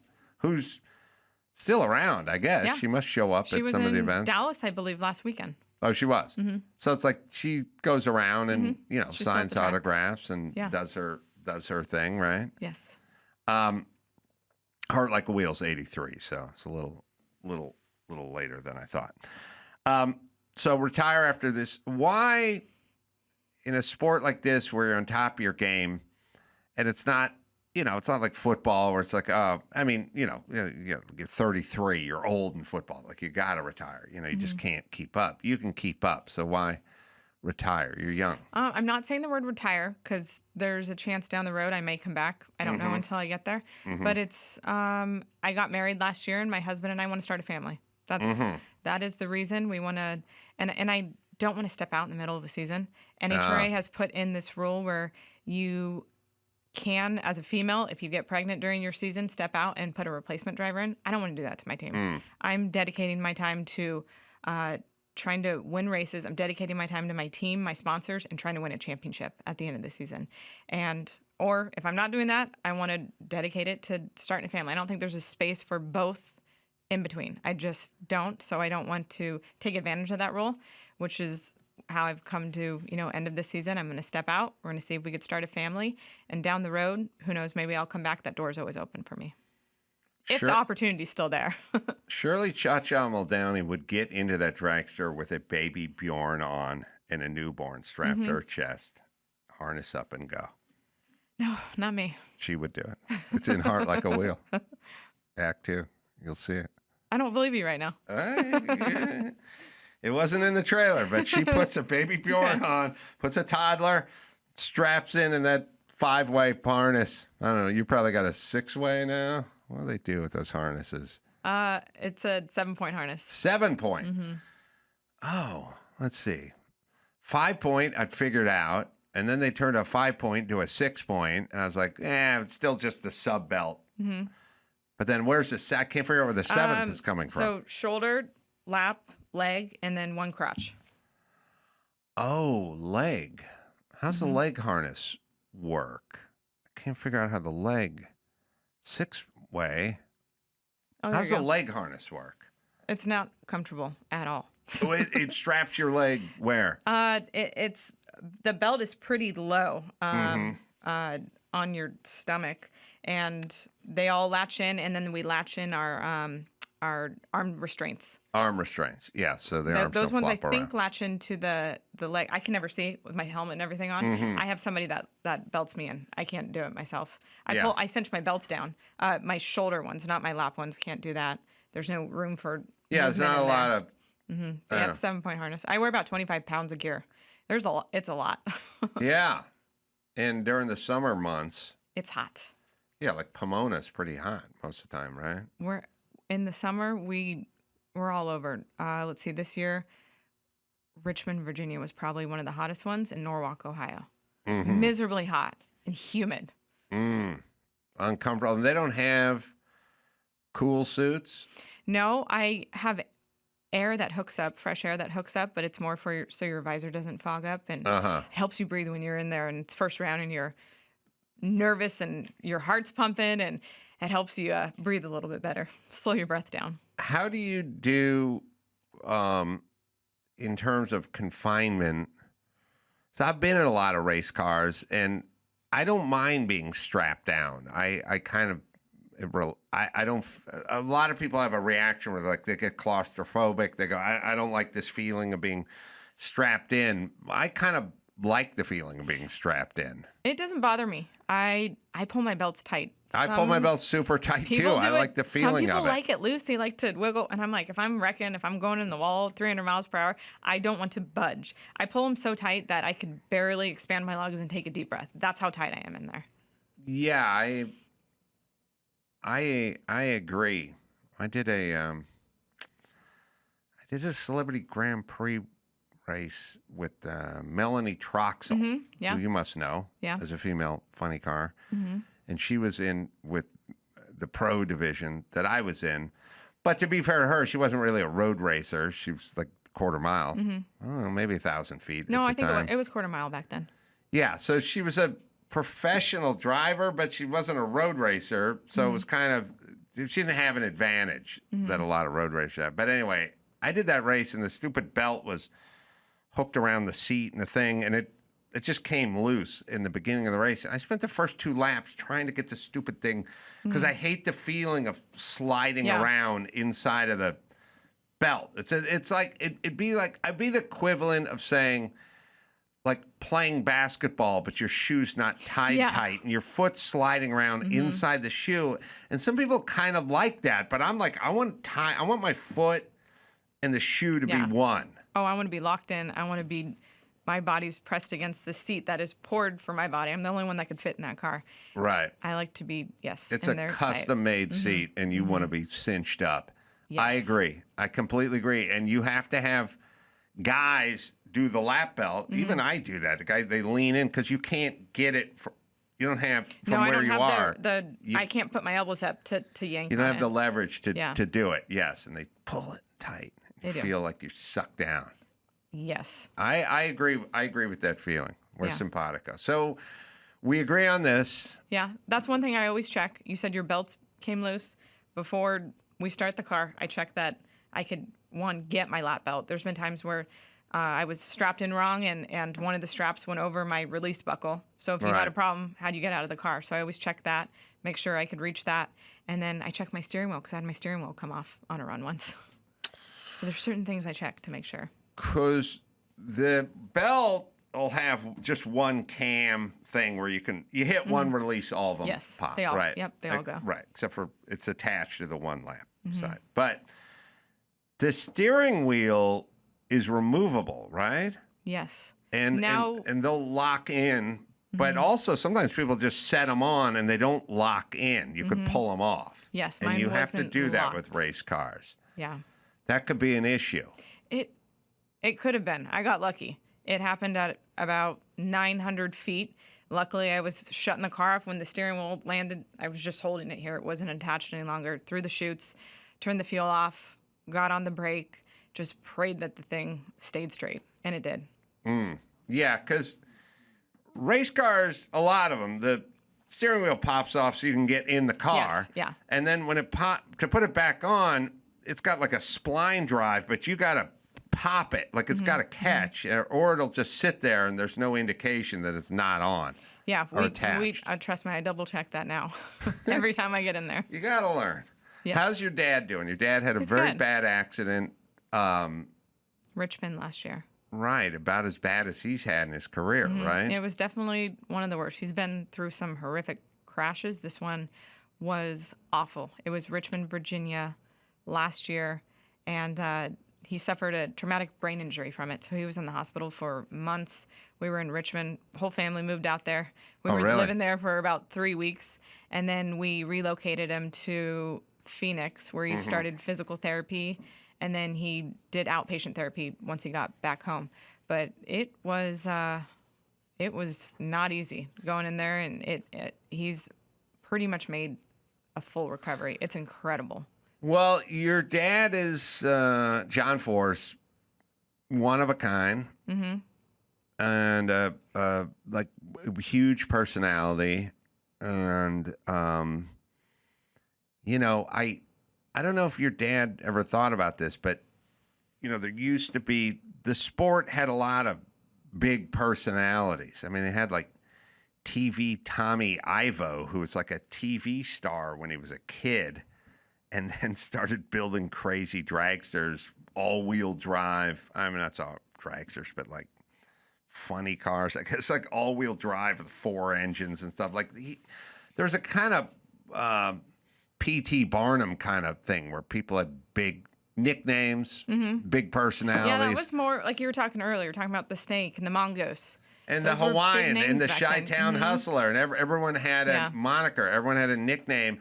And then I guess it became like a business and a sport. But then your dad kind of came in and brought the personality back to the sport. He is a huge personality. I mean, he was in here. Yes. He was on the show. He was so excited about meeting you. I never say this about people, okay, but I always go, your dad was a trip. Like, you just don't have that many different qualities in one person. Always ask me, does he just turn it on for the camera? And no, he is like that 100% of the time, 24/7. He is I don't know where he gets his energy from. I honestly don't. Yeah. He has more energy than any person I've ever met, and he is a character. Yeah, so I'm glad he's on the men. Yeah, he's doing great. He's been back out, I mean, since last year. Vegas was his first race at the end of the season that he came back, was with all our teams, and he's pretty much been to all of them since. Oh, good. Well, give him my love. I will. And where should we go to find out your schedule and people want to talk to you? I'm on Instagram, Brittany Force, at Brittany Force, BRITTANYFORC, or NHRA.com has our full schedule. We have 2 races left. We're coming in quick on the end of our season. We go to Vegas in another week, and then we end in Pomona, California. Well, some go, some blows, they used to say in the commercials. They had the greatest commercials ever. Oh, we have your dad doing commercial bloopers. Okay. By the way. Oh, gosh, no, not this. Pull up his Fram commercial. That was probably one of my favorites when I was a kid. Doing commercial bloopers for Fram. Fram was one of the good ones. I remember that. Fram filters. And it was, they had a full script, and he changed the entire script. He always likes to come in and control everything, change everything that was planned. Directed the whole thing, and they changed the script and ended up airing it. They loved it. Oh, really, Fram? Yeah. Yeah, I guess these are old legacy companies. I mean, Fram's still going strong, right?